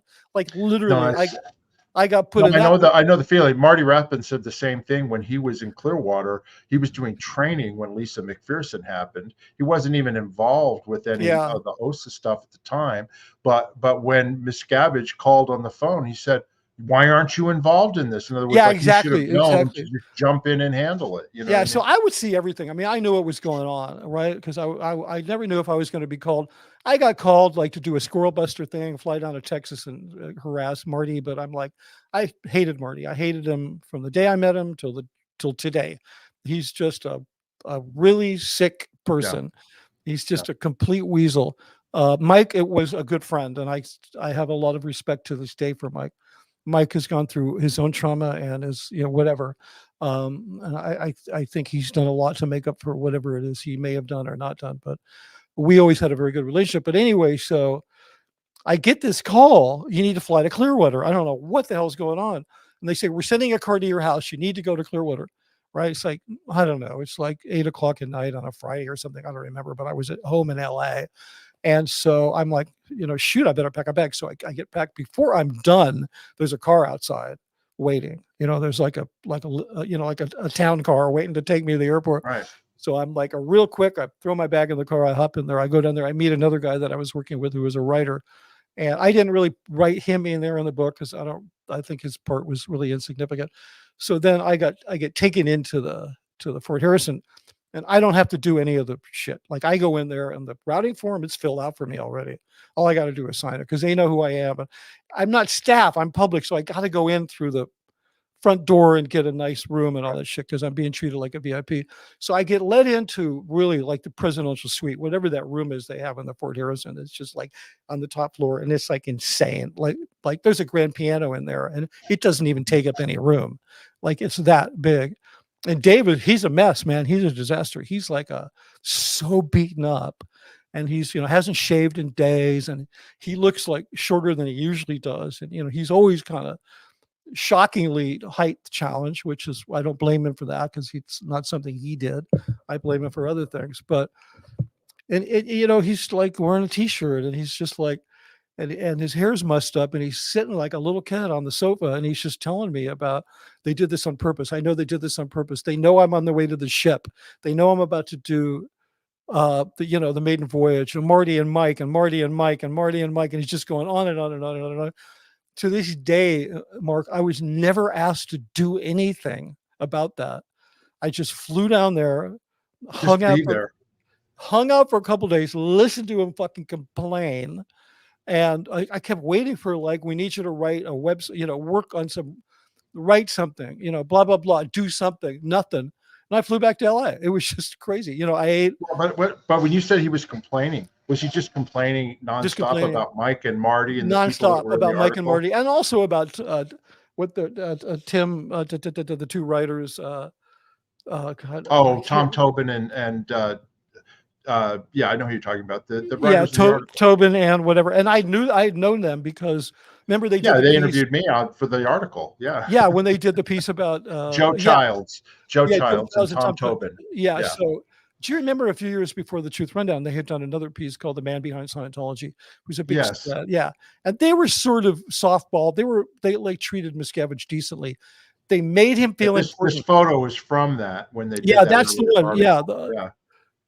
That's from that earlier article. And so they came to Golden. I talked to them for a couple hours about what an awesome leader Miscavige was, because at that point I was like, I was willing to be paid to lie, and I was willing to, and there was a lot that I didn't know. So I sat there for an hour and I said, I've worked for plenty of people, and I got to tell you, I've heard stories about Bill Gates and which I had, and people that had worked at Microsoft at top levels. And I heard a story from a friend of mine who, when Steve Jobs was at Next, he was hired to do some fundamental design work for the company, and about what a dick Steve Jobs was. But whatever, these are just people talking. So, but I could relay these kind of anecdotes and say, when you have people in these positions, you're always going to hear somebody is going to get their feathers are going to get ruffled, because there's a lot at stake. Of course, in Scientology, it's not just the shareholders' investment that's at stake. It's the entire consciousness of all human existence from this time forward. So, because that's what cults do. They operate at a high level of what's at stake if we don't make it. So, it was crazy. I went down there, I hung out, ate a bunch of Kobe beef sliders, or $1,000 sushi plates, or specialty coffee, or whatever the hell because he lives like a super celebrity. And then I flew back, and it was just weird. That's wild.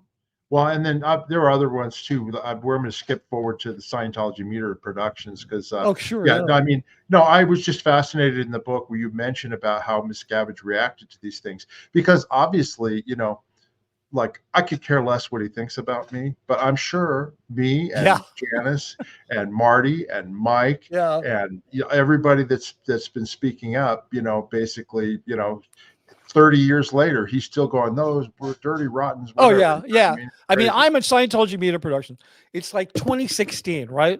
And I'm being handed a folder full of hate site content and said, hey, Mitch, could you go through this? And just because, I'm really good with words and da-da-da-da-da. So, I could take some hacks work and polish it up, right? And I didn't mind doing that because it's like it's no sweat. And I was, I've come out in public and apologized for kind of being kind of not a real boy, but I'm really trying to be like an authentic person after those years of doing all that. But and then I open it up and there's Mark Fisher. I don't know Mark Fisher.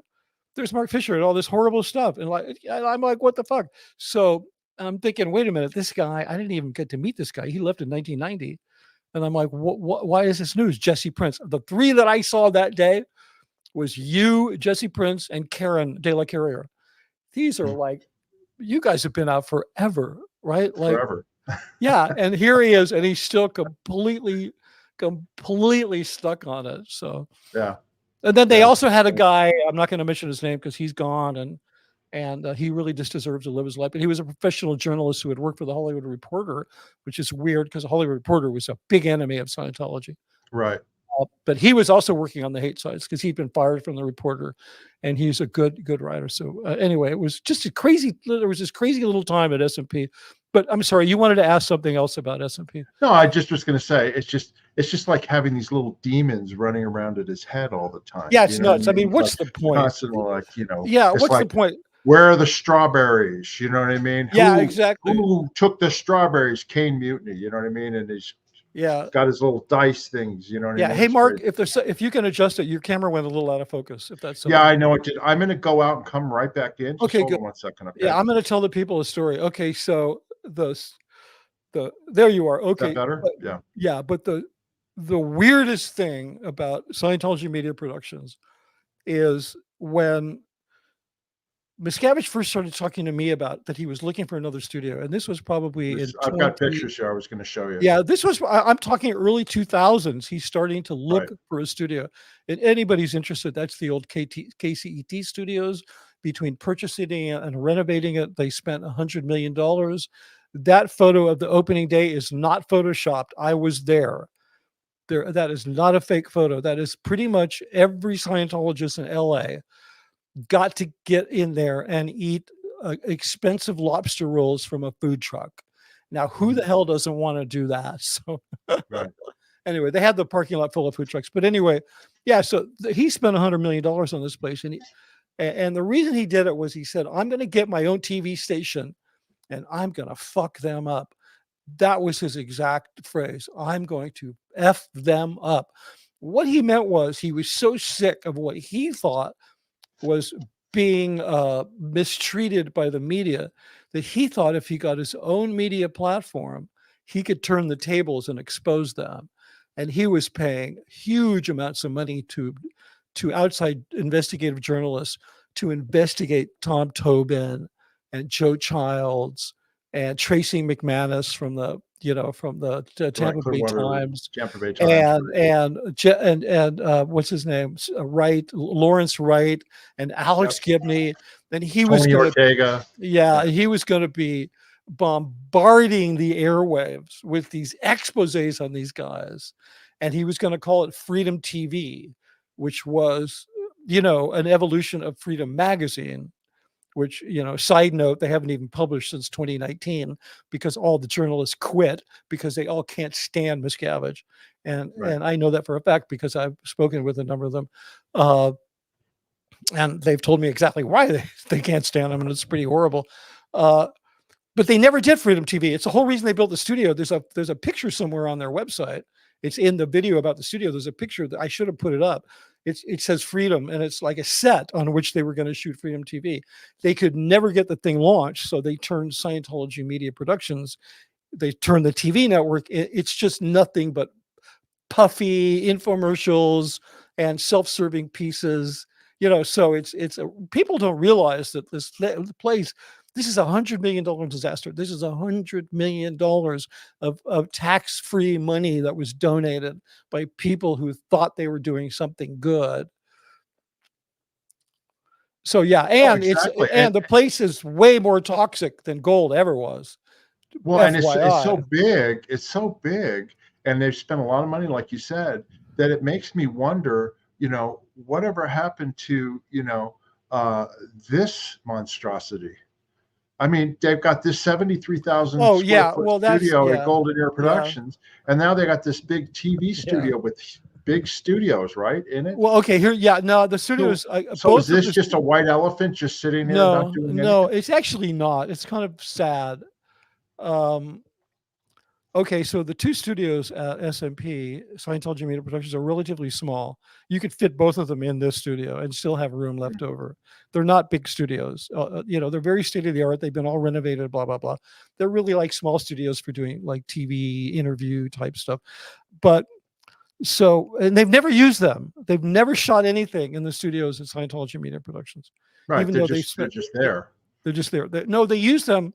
I don't know if you remember this, Mark. You might have had something to do with this, but when Miscavige would do an event, he would get all of these videos shot from all over the world. Like my good friend Rachel Hastings was one of the camera people, and she would go around, they'd shoot, and then they'd come back, and then the editors would assemble the material, and then they would print out paper frames from right. They'd print out all the transcripts from the interviews, and then they would lay out tables in the studio, lay miles of tables, and then they would do what's called a paper edit. They lay out all the printouts. That's all they use the studios for. They use them for doing paper edits for these fake documentaries that they show at events to keep Scientologists believing that Scientology is expanding and doing good things in the world. So what they do up at Gold is they still do very high-end film work. If you look at the Scientology TV network, you'll see some programming is very filmic. It's much more like films than documentaries. They shoot that at Gold. The commercials they do at the on the whatever you call it, the Super Bowl, they shoot those at Gold. So Gold has become this backwater. It's kind of like a Swiss watchmaking factory that's up in a little village in Switzerland that hand makes beautiful little watches. Like that's what it is. It hand makes these beautiful little films that get shown on the Scientology network. And it used to be the seat of power for all of Scientology when you were there.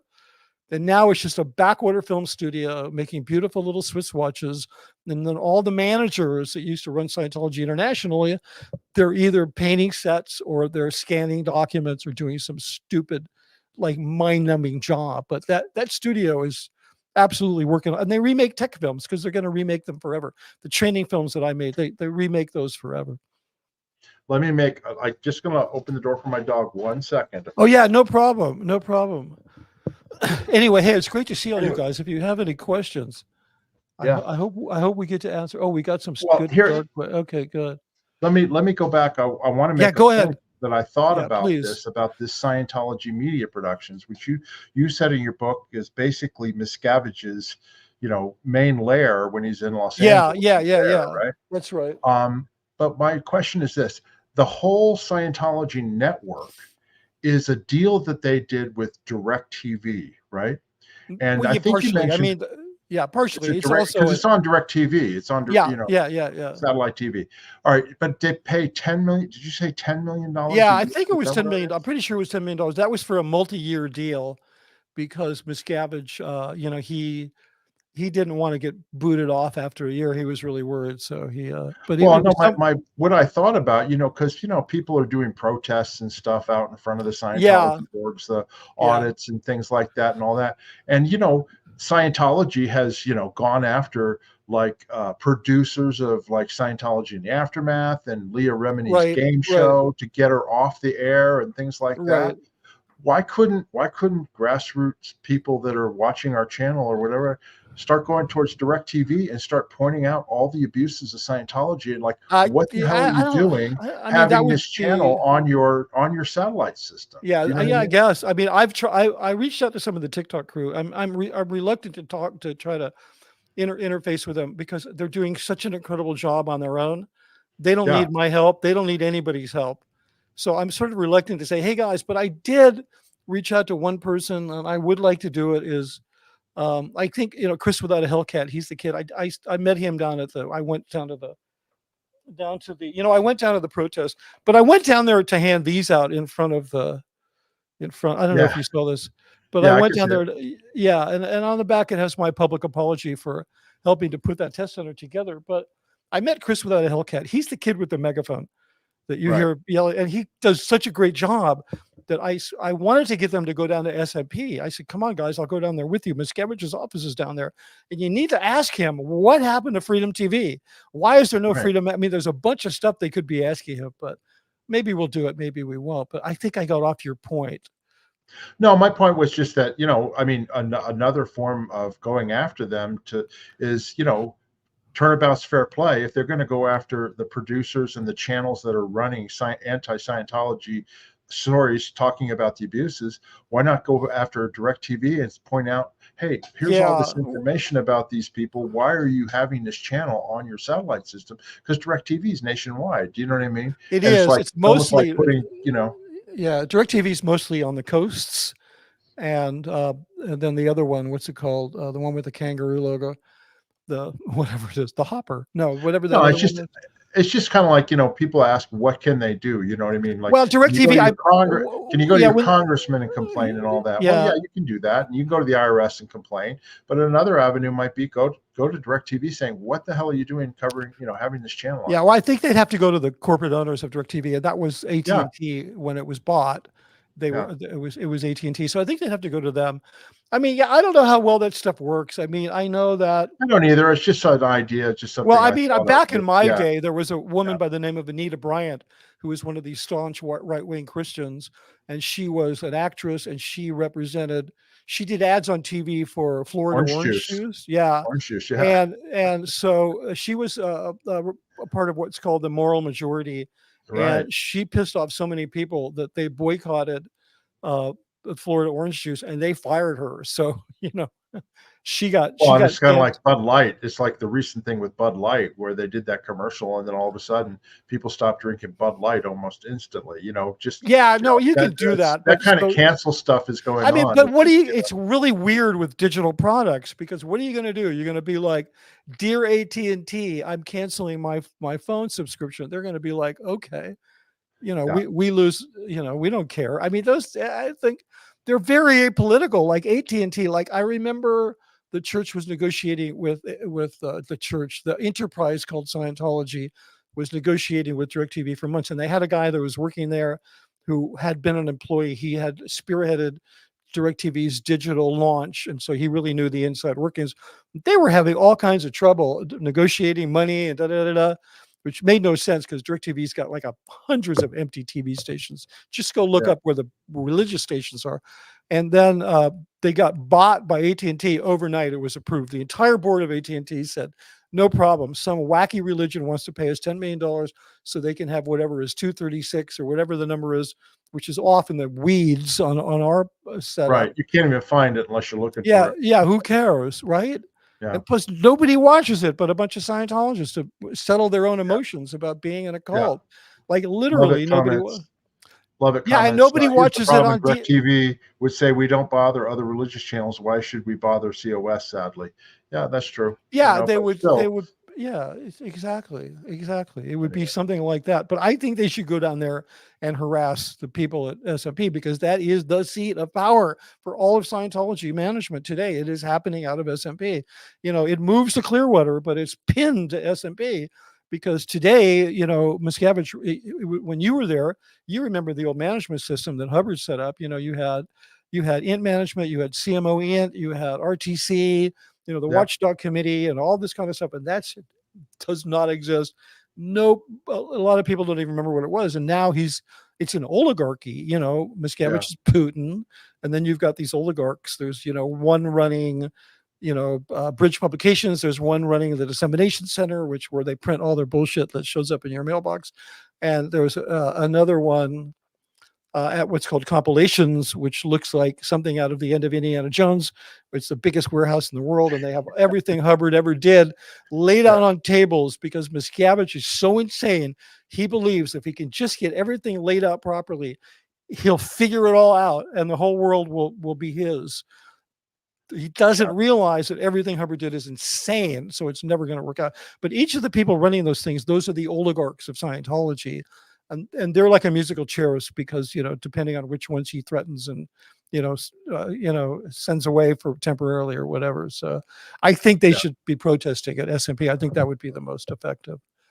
Well, we're getting here to the end and we're going to go to questions here, but I would Okay, just want to great. mention in your book, and I'm not going to reveal this because Okay. this is the end of the book and Right. it's very good. There's a cliffhanger here and I don't want to give it away, but something Okay. happens at SMP, Scientology Media Productions, which then results in you eventually being, distrusted and leaving. And I'm not going to go into Right. the details, Right. but Right. people should Right. read your book to hear the story as to what happened and why. Yeah. And it's it's an interesting read, and I'm just going to leave it at that.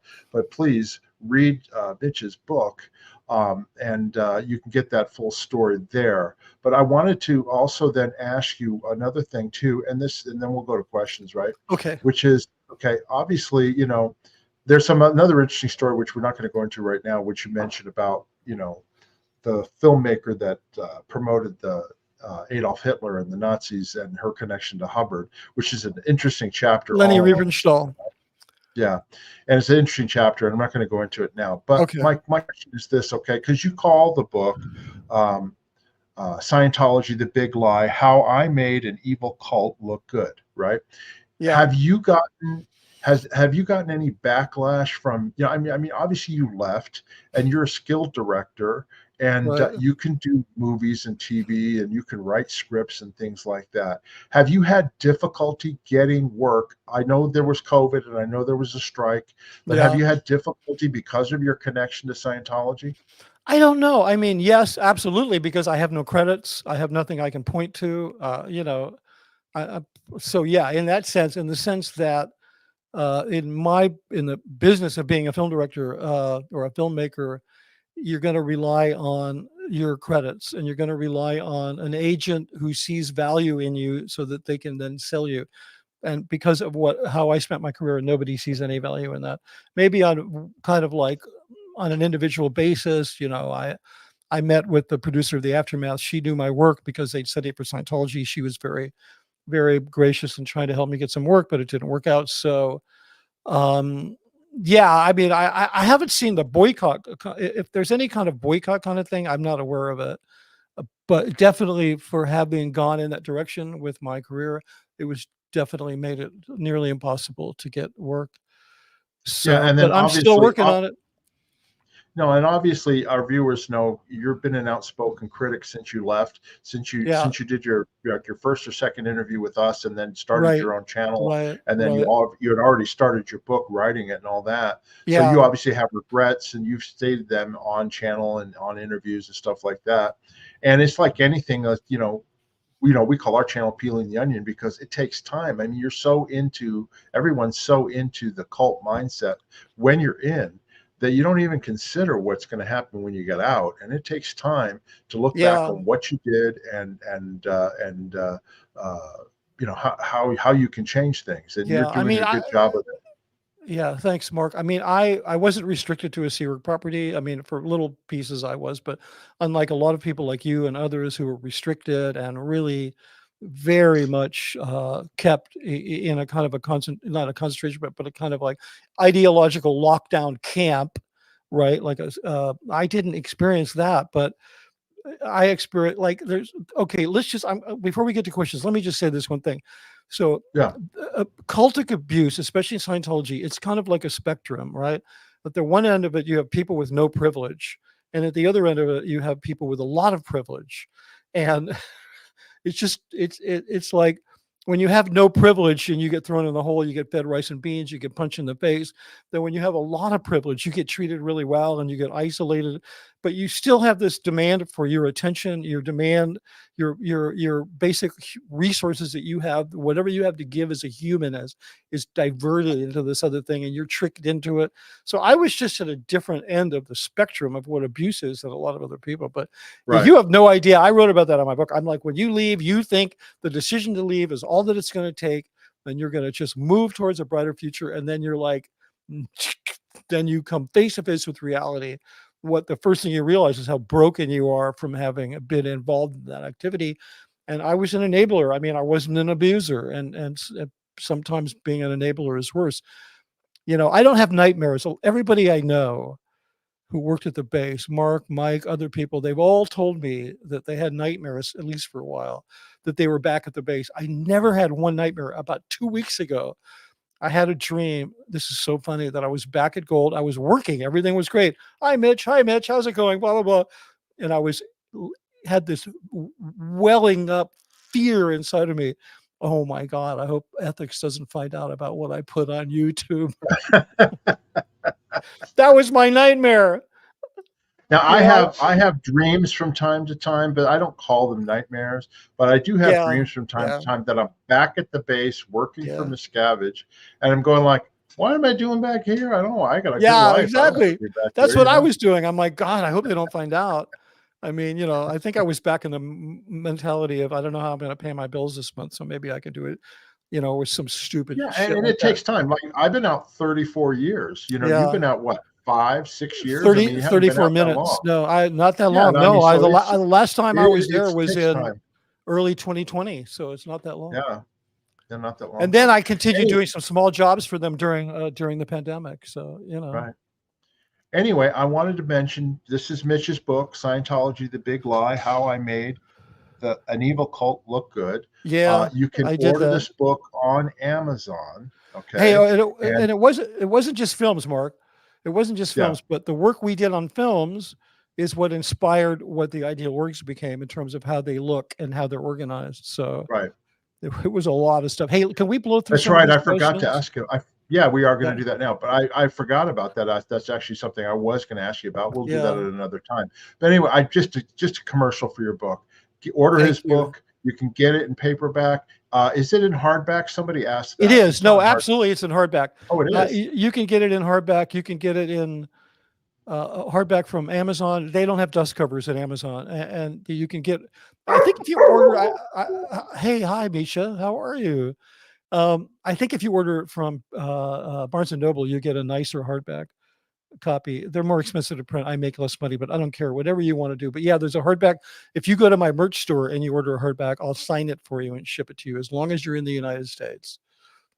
Yeah. It's really expensive to send these books overseas. I did one yesterday.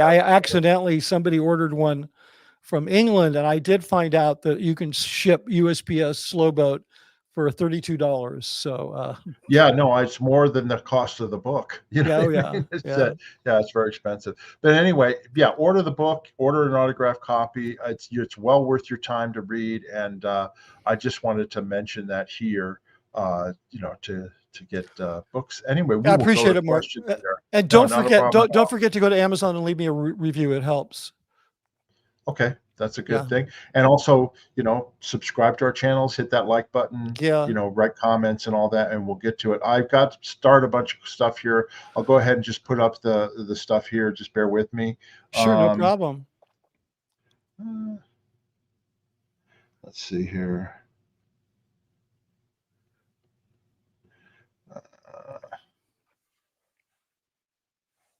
Here we go. Okay, this is from Power Lies to Paralyzed. Question: what do you two guys think are your common personality traits that DM preferred to have closest to him and that led you out of Scientology? I know. Smarts. Smart. I was just going to say smart. And skills. Yeah. Smarts and skills. Yeah, intelligence. You could do something and it was done. You could do something right and you had a brain. So it's funny, Mark. I was going to say the same thing. Yeah, he doesn't suffer fools. And he doesn't like people who don't know what they're doing. And so if you show any kind of competence at something, then it's somebody that he likes because he can't do it himself. Well, if you make him look good. Mark, you made him look good. You put all that thank you. You put all that cine stuff together. You put those lines together. You were like, it was coming out of his office, dude. That's all on him. And then you get punched in the face for it. Nice. Exactly. Next question here is, from Ken Barlow. Is Mitch's book available in the UK? I need to put it with my collection of a first edition Dianetics, Barefaced Messiah, and John Atack's book. Well, thanks for that. It's absolutely available in the UK. It's available in about 20 markets, maybe 25 markets. So there you go. Okay. Thanks very much. Next question is from an anti-Harju. Question: Mark and Mitch, did you know each other at all while still in your Scientology days, or have you met each other only after? I mean, I knew Yeah, it his was name. weird. I Yeah, knew his name, and when I was in, we hired a director, Mitch Brisker. You know, what I mean, he yeah, did the music video, but I never saw him or met him back in those days. But I knew of him, and then of course, yeah. you know, you reached out to me when we started our I channel, did, and and you I did. You love. reached out to me, Yeah, and I we said, reached Mark, I back, want to meet you because one of and then the. we recorded an interview with you, even though your microphone wasn't very good, Oh because my we God, wanted to get I your didn't know interview what I out. was And doing. it was one of our most popular videos. So Thanks. Yeah, we should redo it because it was technically really bad. I think I just want to say to the viewers, I've said this before, I want to say it again. One of the reasons I reached out to you, you were the first like base member that I reached out to. mhm. And I wanted to meet you and do an interview. It's because I knew how much it would piss off David Miscavige because I had to sit there and look at your hate site and all this stuff. Oh yeah. I called Karen up. I apologized. I said, "You don't know me. My name, blah blah." She said, "Yeah, I know who you are." I said, "I want to apologize for your hate site." She said, "I didn't even know there was one." But that's how we became friends because I was kind of I've never trying. looked at mine. I've never Yeah, looked at mine. I know what's believe me, probably on it it's because I've been attacked, you know, through emails and other things yeah, from it. yeah. So But Mark, it's and also I put know you. it's, but I don't look at it because it's, I know the truth, and it's like, Yeah. you know, Plus, you can take anything and twist it to make it look like something bad, and that's what they yeah. do. Plus, Anyway, it's very badly written. I yeah. it's really poor. So you can tell it's That's from okay. people that aren't educated. So they're All yeah. right, Let's next move question on. here. Again, from the same person, Mitch. How did you want to go ahead after OT3? Because to me, it just sounds all kind of crazy. Well, you're a Scientologist. I know for me, I just carried on. You know what I mean? Yeah, I plus, the thing is, I can give you. I'll try to give you a brief answer on that. I guess there's the sunk cost fallacy. You've spent a lot of time. You take these little steps up to that point, and let's face it. And I think you'll agree with this. Human behavior is extremely mysterious. We don't always understand why people act the way they do. We don't understand why all of a sudden that person fell out of love with us. We don't understand why somebody else got the job and they didn't. We don't understand why a guy took a machine gun into a kindergarten. We don't understand these things. I don't care how skilled mental health workers may be or philosophers or whatever. Human behavior and human nature remains by and large a mystery. And OT3 offers a very plausible explanation. If you've been indoctrinated up to that point, all of a sudden you have an explanation for why people behave the way they do, and you go for it. It's not as nutty as it sounds because you're getting it all out of context. And I'm not defending it by saying it's less nutty than it is. I'm defending the context because when it's being ridiculed on South Park, yes, it's absolutely nutty. But when you're getting it within the context of being indoctrinated in that group, it makes a lot of sense. Well, and it's the same, and I'm not criticizing any other religions either, but there are fanciful and, you know, things that people who don't know the religion at all will Yeah, go like, oh, that sounds crazy. That's yeah. I something mean, that must be yeah, faith. You know what I mean? And but yeah. when you're indoctrinated and you're a believer, you go along with it. You know? Yeah, I'm gonna part ways with you on not making fun of other religions. I don't have any back off on that. It's weird to me. It's like we were from this cult, and we were indoctrinated, and we believe in all this crazy shit. But like, I'm not trying to put the Mormons down just because they think you actually have three bodies and you're going to end up with your own planet and all this stuff that's at least as crazy as Scientology. So yeah, they have their own issues too. So yeah, but I good understand. point, Mark. Yeah, like there was a bunch of other ones. I Ken mean, Barlow, do Jesus, Catholics are Scientologists? going in and eating the body of Christ. People are You okay know, with that. So Ken Barlow, do Scientology still release music albums? I don't know. no, Not that I'm aware of.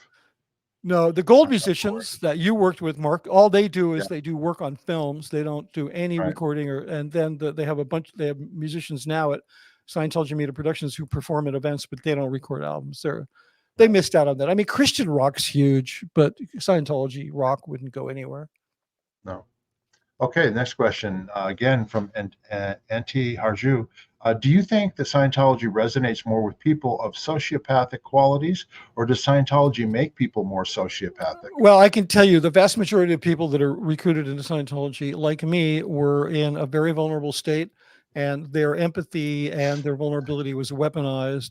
Scientology, it weaponizes and exploits people's idealism, not their sociopathy. So, if anything, it's going to move people in that direction of as a survival mechanism, they're going to start reflecting the thing that is causing them so much hurt and pain. Look at Dave and Tom Cruise. I mean, that's a whole nother discussion, but you have one guy, one narcissist on one side who's reflecting a super celebrity. So he becomes a super celebrity. You got another super celebrity on the other side reflecting an evil cult leader. And so he becomes an evil cult leader. It's the way people mirror one another. And so most people get into Scientology do it for idealistic reasons. Exactly. I love to quote Mark Vincente, who said, nobody thinks they're joining a cult. They think they're joining something good, and then they find out they got fucked over. Yeah, no, that's exactly right. I mean, I was 14. My dad got in, and I got in, and I got help right away with my first auditing that I ever got. And then I was hooked. And then, we're trying to save the world, and we've got the answers. And I was idealistic enough to go like, that's what I want to do, Okay, next question here is from Ken Barlow. I have a question that's always bugged me, but why do Scientology love blue buildings? I think because they got a massive donation of blue paint and they're cheap. No, actually, I heard that Hubbard wrote something. Yeah, Hubbard wrote an advice when they bought the Cedars-Sinai Hospital. He wanted it not to look like a hospital and to paint it bright blue or bright colors so it stand out, and also put that. Yeah, well, you can also rub shit all over. You can see it from the freeway. Yeah, exactly. No, I know, but you know how you drive down the freeway, yeah, and you can see it. He wanted it so people could see it. Well, they had an architect who advised them to make it an earth tone blue, so it's not as hideous, and that helped. But it's still ridiculous, the whole thing. Miss Sunrise Dawn, thank you so much for the super chat. Thank you for this interview, Mitch and Mark. Loving all the information. Well, thank you for watching. If you have any further questions, you could email me at Scientology-The-Big-Lie@gmail.com. I'll always try to get to viewers' questions. Yeah, absolutely. This is a comment, and it also is a question too. Mitch, say something nice about David Miscavige. Can you find something nice to say? He can't be all evil, or people wouldn't follow him, I guess. Well, thank you, Auntie Harju. Yeah, go ahead. You can take that question. Well, no, I was going to say, well, he's not the reason that people got involved in Scientology. It's L. Ron Hubbard. He's not. And the stuff that he did. Yeah, but if it was David Miscavige's, you wouldn't be involved. But I will say this: the nice thing I can say about him. He does get things done, but he does it through fear. He does it through fear and strength. He does not get it through being nice to people and all that. Yeah. He can demand and get things done, just like they can demand and get a train, running on time. It's, he's just I mean, exactly. I was going to actually use that analogy. Like it was like, Mussolini got the trains to run on time. I mean, Miscavige he's a very good tactician. He's very good at convincing people that he works harder than he does. And if you're making him look good and you're in that inner circle, he can be very generous with parishioners' money in terms of love bombing you and giving you gifts. And he has a way, as all really good sociopaths and narcissists do, of coming across with fake empathy and generosity and charm. Because if you were just all one thing, you wouldn't be a success. But when I first came on YouTube, I was trying to explain to people, no, this guy's more dangerous than you think, because he can actually fool you into thinking that he's sympathetic and charming and generous. And people are like, Mitch Brisker works for the church. So it was just like, and you just reminded me of something else too. The attorneys that work for Scientology, they get hooked by the money. Oh my God! But once they're hooked by the money, Miscavige will yell at them and curse them out if they're doing something that he doesn't. Agree with. He runs the attorneys. He'll rip their faces off, and they're afraid of losing that cash cow. Okay? Yeah, have you ever seen do what he says? Yeah, Monique Muffins Yingling, who I got to know pretty well when I met her. I met her when she was first hired. Yeah, you ever see her beach house? You ever see her beach house on the East Coast? I saw a photograph of it. Yeah. Okay. That woman, she's filthy rich off of Scientology. Yeah. Anyway, okay. Next, this is a question. This has been asked before, but Cece, did you film the Marty hate videos? No, I didn't. I actually didn't. I almost did. I was actually in the room at Scientology Media Productions when Miscavige walked in, and there was a few of us. I could remember if I took the time, but I'm not going to. There was a few of us in the room. We were in the broadcast building conference room. Miscavige walked in with his girlfriend Lou, and just when he walks in the room, everybody looks at him because they're like, "What the hell does he gonna want?" And he just looked at us and he said, "Marty's back." That was it. He said, "Marty's back." And I knew when he said that he didn't mean back in Scientology. He mean back on our side. So he said, we're going to shoot some interviews. Mitch, I want you to do the camera planning. So I did a whole boatload of camera planning, including hiring an outside crew because he didn't want Sea members to do it. And, but then I got busted. I got sent back to Gold, so I didn't do it. But they executed the camera planning. They were essentially done somewhere near where Marty lives. They were probably done, I'm pretty sure, by an OT8 Scientologist who I brought up there to work with me, kind of not a very talented, I shouldn't talk bad about it, but he's anyway, a guy named Randy Steth who does a lot of the hate sites. And, he thinks he's doing the right thing because he's OT8. So he thinks that's a cool thing to do. I think he went off and did it with a crew, but yeah, no, I didn't do them. I'm kind of glad I didn't do them because I hated Marty so much. I might have, I've never physically attacked anybody in my life, but I think I might have literally physically attacked Marty because he's such a horrible person. Yeah, he is. Here's another question. Question OBG Foster: could Scientology make money renting those facilities to people who make real films? No, because they're tax exempt, and it would be a real problem. They'd have to set up a whole separate corporation. Maybe there's a way to do it, but sometimes I think, I hope it goes away and they have to sell that place because whoever takes it over, I'm going to try to get a job there or work there because it's a great place to work. Physically, it's a great place to work. It's the most toxic environment I've ever been in, worse than Gold. It's horrific. Okay. So, Mark, I don't know if we have a couple of questions about the protests in LA, and I wouldn't mind commenting on them. But yeah, I was going to say that for next. Yeah, okay, go right ahead. Go right ahead. Answer away. They want to know, what do you think about the protests? Well, you got to put LA, the question and also up. About the Mike and Marty. Hold on, they're at the very top. 1 second here. Here we go. Okay, the person who won, could you put up the one from Elizabeth about the audiobook from 1006? Let's just get that. No, I can do that though, right here. Yeah, Elizabeth. Anyway, thanks for the pressure. I'm working on it as fast as I can. I was hoping to get it done by the end of February. It's not looking good, but it's definitely moving along. And I'll make a big announcement on YouTube and other places so you'll know. Okay, good. So let's go next. Michael Wincoop says, let's do that one. Well, here, I'll do this. This is his first question. Comments on attacks on Aaron and the Squirrel that's the one I Squad. Yeah, so... And then here's a more detailed one here. Question: any comments on attacks in LA on Aaron and members of the First Amendment Squirrel Squad, auditors and protesters supposedly by OSA, and actions of the LAPD?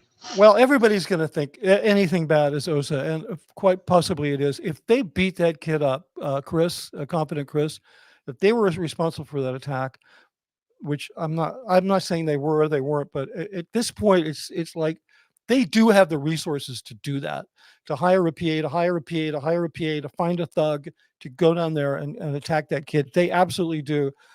If that's the case, they are becoming so desperate. I mean, Miscavige must be so cranked about this because they're not like me and Mark. They're not like ex-apostates that are like just, pissed off or whatever.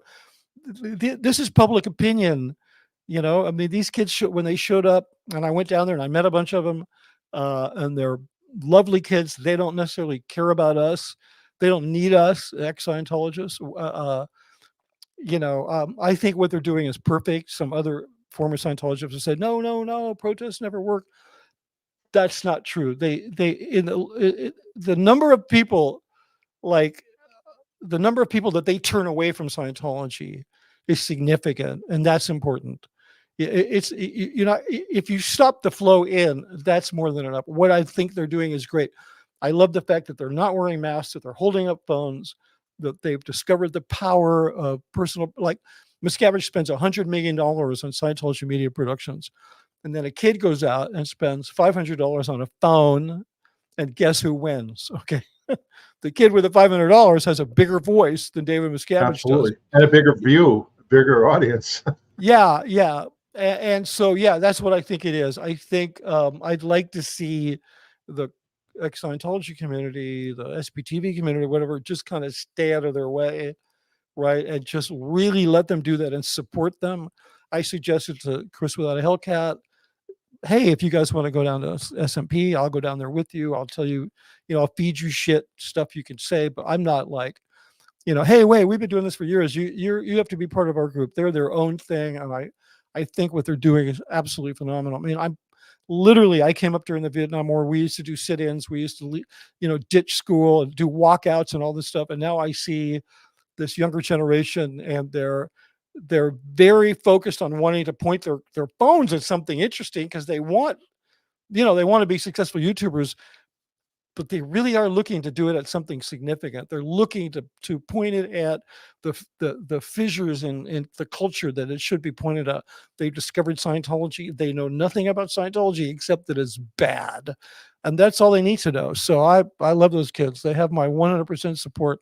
And it's like Bob Dylan said, if you can't lend a hand, get out of the way, because the times they are changing. So I think the best thing a lot of us can do is get out of their way. And I agree with you, Mitch. I think it's fantastic what they're doing. It's just kind of like a organic thing that just sort of started with the one gentleman or whatever, and then all these other people. Yeah, because they pissed him off. They messed with him. Yeah, and then Janice was just in Clearwater a week and a half ago, and she went down there, and she was with a couple of the people that were doing the audits, Laura Plays and Sarasota Jerry and all that, and. We support that. You know what I mean? It's 100%. I think our role is important. That doesn't supplant our role. It's like they're on a different plank. They're on this other plank, and they're very good at it. Yeah, and I just want to say, just because we don't do videos doing that sort of thing, that's not what our channel is about. At our channel is we're telling stories of people and the abuses that happened to them and the history of Scientology, so that it's out there. That's what our channel is, and that's what it's about. I did go down there. More power, huh? Yeah. I did go down there. No, I was going to say more power to all the people. I support them wholeheartedly. But what we're doing is we're keeping our heads straight in terms of what we're doing, because we want to get these stories out there. There's some of the people we're interviewing are very old, or they're not going to be around much longer. I beg your pardon. Information. You couldn't be talking about me. No, not you. But I'm just saying. But we want to get the information out there, because you know what? It'll be gone. It'll be there forever. Hubbard's stuff could be stored under a rock mountain somewhere, and maybe somebody will find it someday. But stuff that's on the internet and in the cyber universe, it's going to be there forever, because it's long time. always everywhere. So that's why we do that. But we do support the people that do that. As far as the arrest of Aaron, that was horrendous, and it's the same thing with the letters and stuff that got sent to the, from the Aftermath Foundation. Look, they're friends of mine. I don't have anything to do with the Aftermath Foundation. Aaron is a friend of ours and all that. But the fact of the matter is that was horrendous. That was kind of like, really the way that was phrased and attacking the people. That shouldn't have been done. That's kind of like, I think Scientology, we would call it a 1-1 comment. It was covert hostility. That's not the way you treat people, and I don't agree with that whatsoever. But it's not our deal. We're not involved in that whole situation, and I hope that for everybody's sake, that Aaron and Mike and Mark and Claire and the people involved with all of that they get it sorted out. Yeah, I mean, if I could just add my own comment, because I've known, it's like Mike and Mark and Claire were like, I mean, I've known them since as long as when they were at the Gold Base, blah, blah, blah. I could go on forever. I know Mike since 1990. I think that what has been happening is people are losing sight of the fact that we all need to stand on common ground, and that there's a lot of people who had a lot of trauma.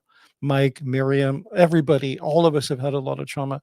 The thing is, all of the people that are having this conversation, we stopped doing the damage that we were doing. So I don't know why we're finding ways of re-traumatizing one another. I'm not trying to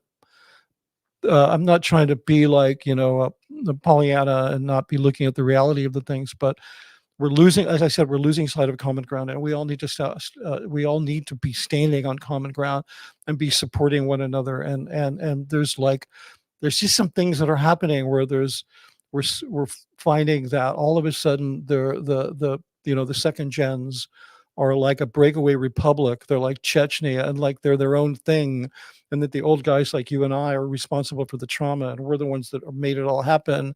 And that you have people that were public, that were on staff, that were in the Sea Org, and all of a sudden they're becoming like contingents, and we're losing the commonality of why we're all here and what we're fighting against. You know, while the kids in LA, the TikTok army, whatever you want to call them, well, they're doing their thing. My role is that I don't just care about people who were abused by Scientology, that I would like to think that I am here representing people who were put through trauma. I don't care where it came from, a cult, a relationship, whatever group, I don't care. And that's kind of our role, because the TikTok kids, they're not really doing that. They're trying to bring down an evil empire. So that's kind of my thought on the whole current situation. Well, and we say the same thing. It's like, we got to keep our eye on the ball. You know what I mean? Yeah. The ball, in my opinion, the ball is Miscavige and Scientology. Yeah, and because of these little fissures, and we're all working towards it. Yeah, all these little fissures. Mitch, what I was going to say is, yeah, Miscavige is like the Dutch boy trying to put his finger in the dike where the leaks are happening. And yeah, but he's also laughing, Mark. He's laughing at us because of all of these fissures that are happening in the ex-Scientology community.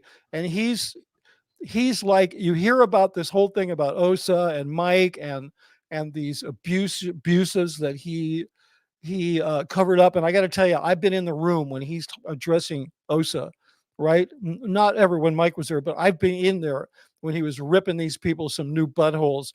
And I got to tell you, he's getting off lucky on all this stuff, because people were like, well, it must have been Mike who designed that. That's not true.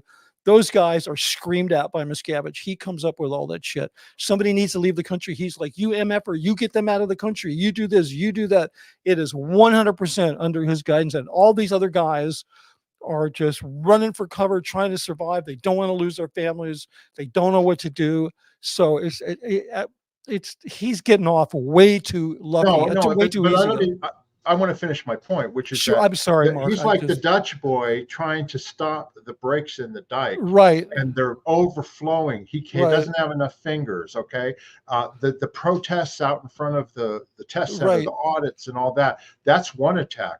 Our channel telling stories, the stories you tell, the stories we tell, the stories the SPTV tells. That's another major thing. I mean, nothing's been done to stop or refute any of this stuff. Hold on. The lawsuits that are going on with Leah Remini and the victims and all that. So all of this adds up to big headaches for him, and we just need to keep our eye on the ball and just keep working together towards the same goal. Exactly, because and get off, because all of these fissures that start to appear, they help Osa. I mean, they're fanning the flames, like they're making these. You mean the fissures in there? You mean the fissures between the community, the community? Yeah, no, I agree, because that's what they're trying to do. That's L. Ron Hubbard's strategy. That's L. Ron Hubbard's strategy. I just want to say, unquestionably, people in this community have made mistakes. They've given statements that they shouldn't have given, and they've handled things wrong, and blah, blah, blah. But again, we can't lose track. We can't lose sight of the common ground that we need to be standing on in order to end this kind of abuse across across whatever it is, and whatever part of the club you are in, third generation, second generation, first generation, born in, not born in, blah, blah, blah, blah, blah. Like, can we just get to a point where there's no clubs and no status and no, my trauma is worse than your trauma, and well, you don't have any perspective because you never ate in the packed dining room with the schlubs and all that kind of crazy bullshit, and we can all just stand on common ground against this one enemy. And I'm going to get off my soapbox now. Thank you, Mark. No, that's great. I agree with you, and I think our viewers agree too. I'm seeing in the comments. Yeah, I'm probably going to get canceled now because I didn't pick sides. Everybody wants you to pick sides, but yeah. Well, there's no sides really to pick. The side is there are ultimately there are no sides. Yeah. Anyway, okay, that's all the questions that I saw. Do you see any others? No, I thought that. I don't understand. Ken Barlow said something at Mitch. I thought that do you see this one? I thought that if a Scientologist does a project and it fails, then that Scientologist is liable. Do you see that one? It's back at it's at 131. Yeah, I know what you're talking about. I wasn't sure if that was a question or comment or what, but let me see. Well, it was a comment at me. Right here. It's right here. Yeah, I mean, this is, so Ken Barlow says that, Mitch, I thought that if a Scientologist does a project and it fails, then that Scientologist is liable. So wouldn't Dave be liable for $100 million failure, or do the rules not apply to him? No, they don't apply to him. He doesn't even consider himself a Sea Org member. I mean, I remember once I got thrown into a shoot one day with no preparation. It was like, you need to go in the studio now and do that. And I'm like, but I haven't seen sets. I haven't approved anything. No, you just need to go in and do it. After I got sent back up there, after I was at S&P. And it didn't go well, and we had to reshoot it. And I got a court of ethics, and they made me pay $2,000 to cover the cost of the sets. And it was the most unfair thing in the world. But that's never going to happen to Miscavige. He has no liability. So yeah, absolutely. The rules do not apply to him. And plus, no Scientologist thinks they should, because they believe he's the guy making it all happen and saving the universe. That's right. So there you go. I want to thank you, Mitch, for coming on and talking about your book. We'll do some more videos in the future. Oh yeah, please, Mark. I love your perspective. I love coming on with you. No, we have common reality on a lot of things. For sure. But anyway, I want to say, please subscribe to our channel. Please subscribe to Mitch's channel. We'd appreciate it. If you have any questions that we missed, please ask in the comment section. I check them all the time, and I will answer them. If you feel like donating to my channel, you can buy us a coffee just down in the video link down below. Just click on that, and any donation is appreciated. We're not getting rich off of this stuff. It goes back into the channel. And so anyway, we appreciate though any of your support. It's still helpful. And then of course, you need to buy Mitch's book at Amazon.com, at his website. Two copies. Give one away as a gift. I got two. two. And when the audiobook comes out, I'll get that too, because I'll listen to it. Great. But it's a great book, and I really appreciate you, Mitch, coming on here, because I think it's an important book. I think people should read it. I think you'll find it's an enjoyable read. I just wanted to say to everybody, I hope you enjoyed everything. Yeah. Thanks, Mark. I really appreciate it. You're too kind. And as soon as I'm done with the audiobook, I'm starting on another book. It's a novel. And so hopefully I'll get as good a feedback from that as well. So fantastic. Well, for everybody, we want to thank you for watching, and until the next time, bye-bye. Thank you.